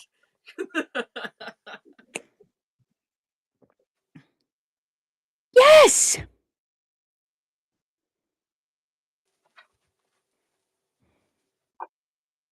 Yeah, don't they use alcohol to sanitize things? They technically do. But I've been told I can't drink the Everclear. It is supposed to be for first aid purposes only. Arizona later.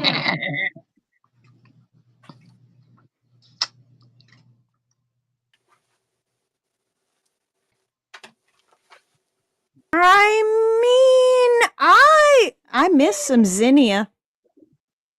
I miss some Zinnia.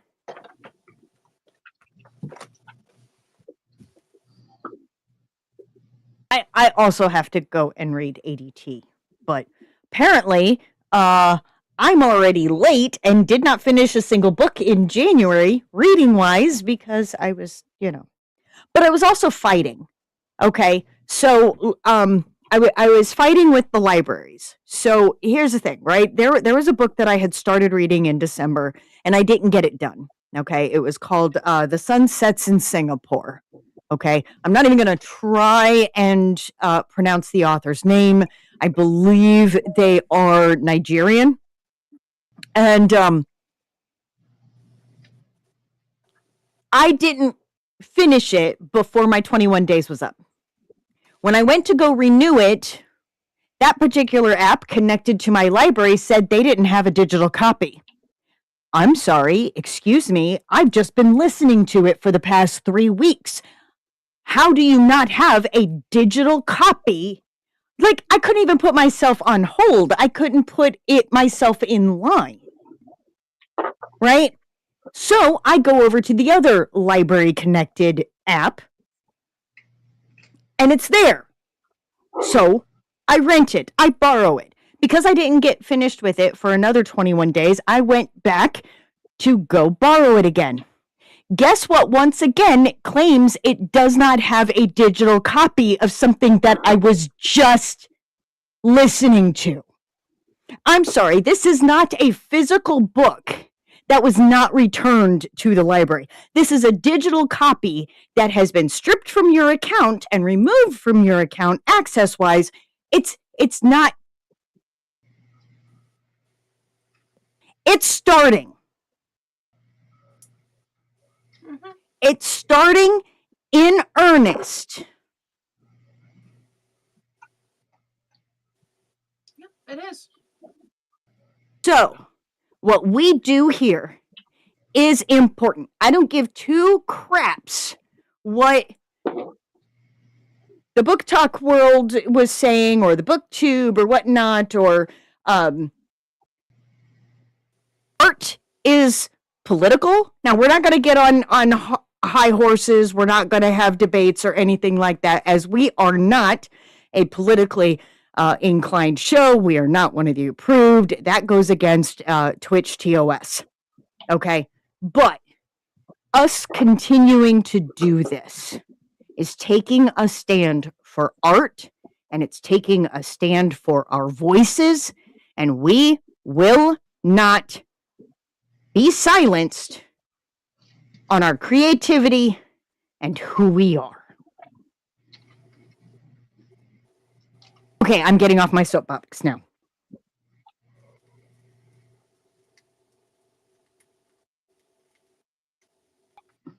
Okay, well, that was an amazing show tonight.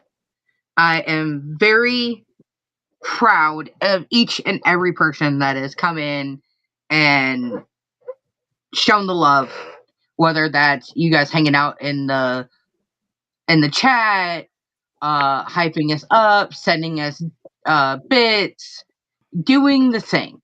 And we could not be more proud of the community we are building. With that being said, we still got 6 more submissions for tomorrow night. And in the process of having those 6 submissions for tomorrow night, you might want to come in a little early, get your snacks ready, everything like that. Because at the end of tomorrow, we find out who's who. Or at least the ones we're allowed to tell you who's who. We officially have 22 or 23? 22. 22. We have 20. And 3. What? Last year we had 23 unique peoples. No, we didn't. We had 21. Well, because remember, the email, we had 23. Yes. That was misdirection because at the time that I wrote that, Patrick and myself were one of the anonymous. Okay. So we had 21 last year. We had 21. As of tomorrow, or as of right now, we have 21. I'm right. sorry, if we get that, right, because we're expecting that one who was having technical difficulties to still be able to make it in. So 22 individual pen name-y people. Let me make sure this keeps waving so you guys can't see the names.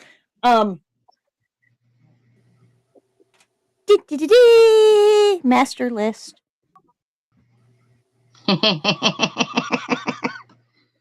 But yes, we have 22. So we literally we beat last year. We've beaten every goal we've set out for in a month. Our current tentative January numbers are what, Julie? Read out on the show. 140,117 words and 78 submissions. That beats our highest word count for any singular month last year. And that also beats out our highest submission numbers for any month last year. Yep. So, give yourselves a round of applause for sharing us out, for doing the goddamn work. You guys are flipping amazing. Now, with our other goal, right? We only needed 83,333.33 to infinity words per month to reach the million words written. Obviously, because we've already reached 130 plus thousand what's read out on the show, those of you who are participating in the track bear, which is completely free, you don't have to put in a bunch of shit, just log how many words you did each day, make a generic whatever. But every single one of you who is participating in that, you've already hit, what was the last count, Bitzer? The last count right now is... Are you Bitzer? No, I'm sorry. Ooh. Bitzer's on top of our track bear, and Bitzer's one of our new mods. I took one of your major jobs away from you, Julie. I'm sorry. 230K.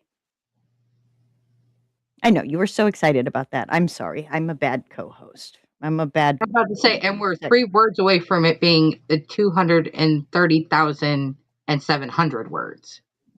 Oh, to be precise. I mean, every time we turn around, several times during the day, another milestone. Bitzer's posting. We just hit this. We just hit this. We just hit this. Julie's even joining in with them and going, we hit this. It's fantastic. And just think, if the rest of you who were submitting were putting your word counts in TrackBear, how much further would we be? Anyway, I digress.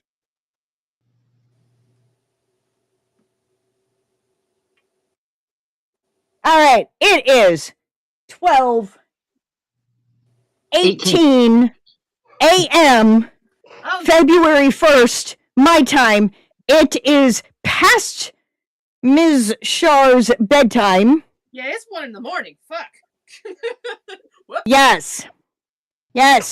So, as always, we typically go over to the Discord. If you have not joined the Discord, please do so. This unhingedness is even more uncensored over there. And we don't really censor ourselves all that much here. I mean, I, not with a straight face, but I read out number 19s this month. Twice.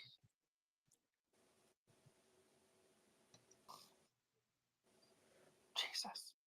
I am behind on my word count. Yes. Hop to it. All right, y'all. You are a blast. We'll get more info over in the February channel, which still needs to be created. So, Julie, fearless leader. All right, everybody. Like Izzy said, if you're not doing the TrackBear, it's free. Do it. Also, sign up for the newsletter. It's free. We don't spam you. Do the damn thing. And that way you also, if you can't find the prompt over in the Discord, you can find it there. It'll be emailed to you. She already handled, sign up for the Discord. We're more unhinged over there than anywhere else. If you need any help with your submissions, if you are going to ever be late with your submissions, that's the easiest way to get a hold of us. Otherwise, please come back tomorrow, same bat time, same bat channel, to find out who's who. We still got 6 more submissions, and we're actually going to be able to find out who wrote what. And are you right? Do you know? Are you right? Are you update right? Your Last update your guesses over in the January Fresh Ink channel. Exactly. Not many guesses yet. There's not many guesses at all. Otherwise, be brave, be bold, but always stay humble. And if you get your ass arrested tonight, don't bother calling us. We're going to be asleep. We'll see you tomorrow. Bye.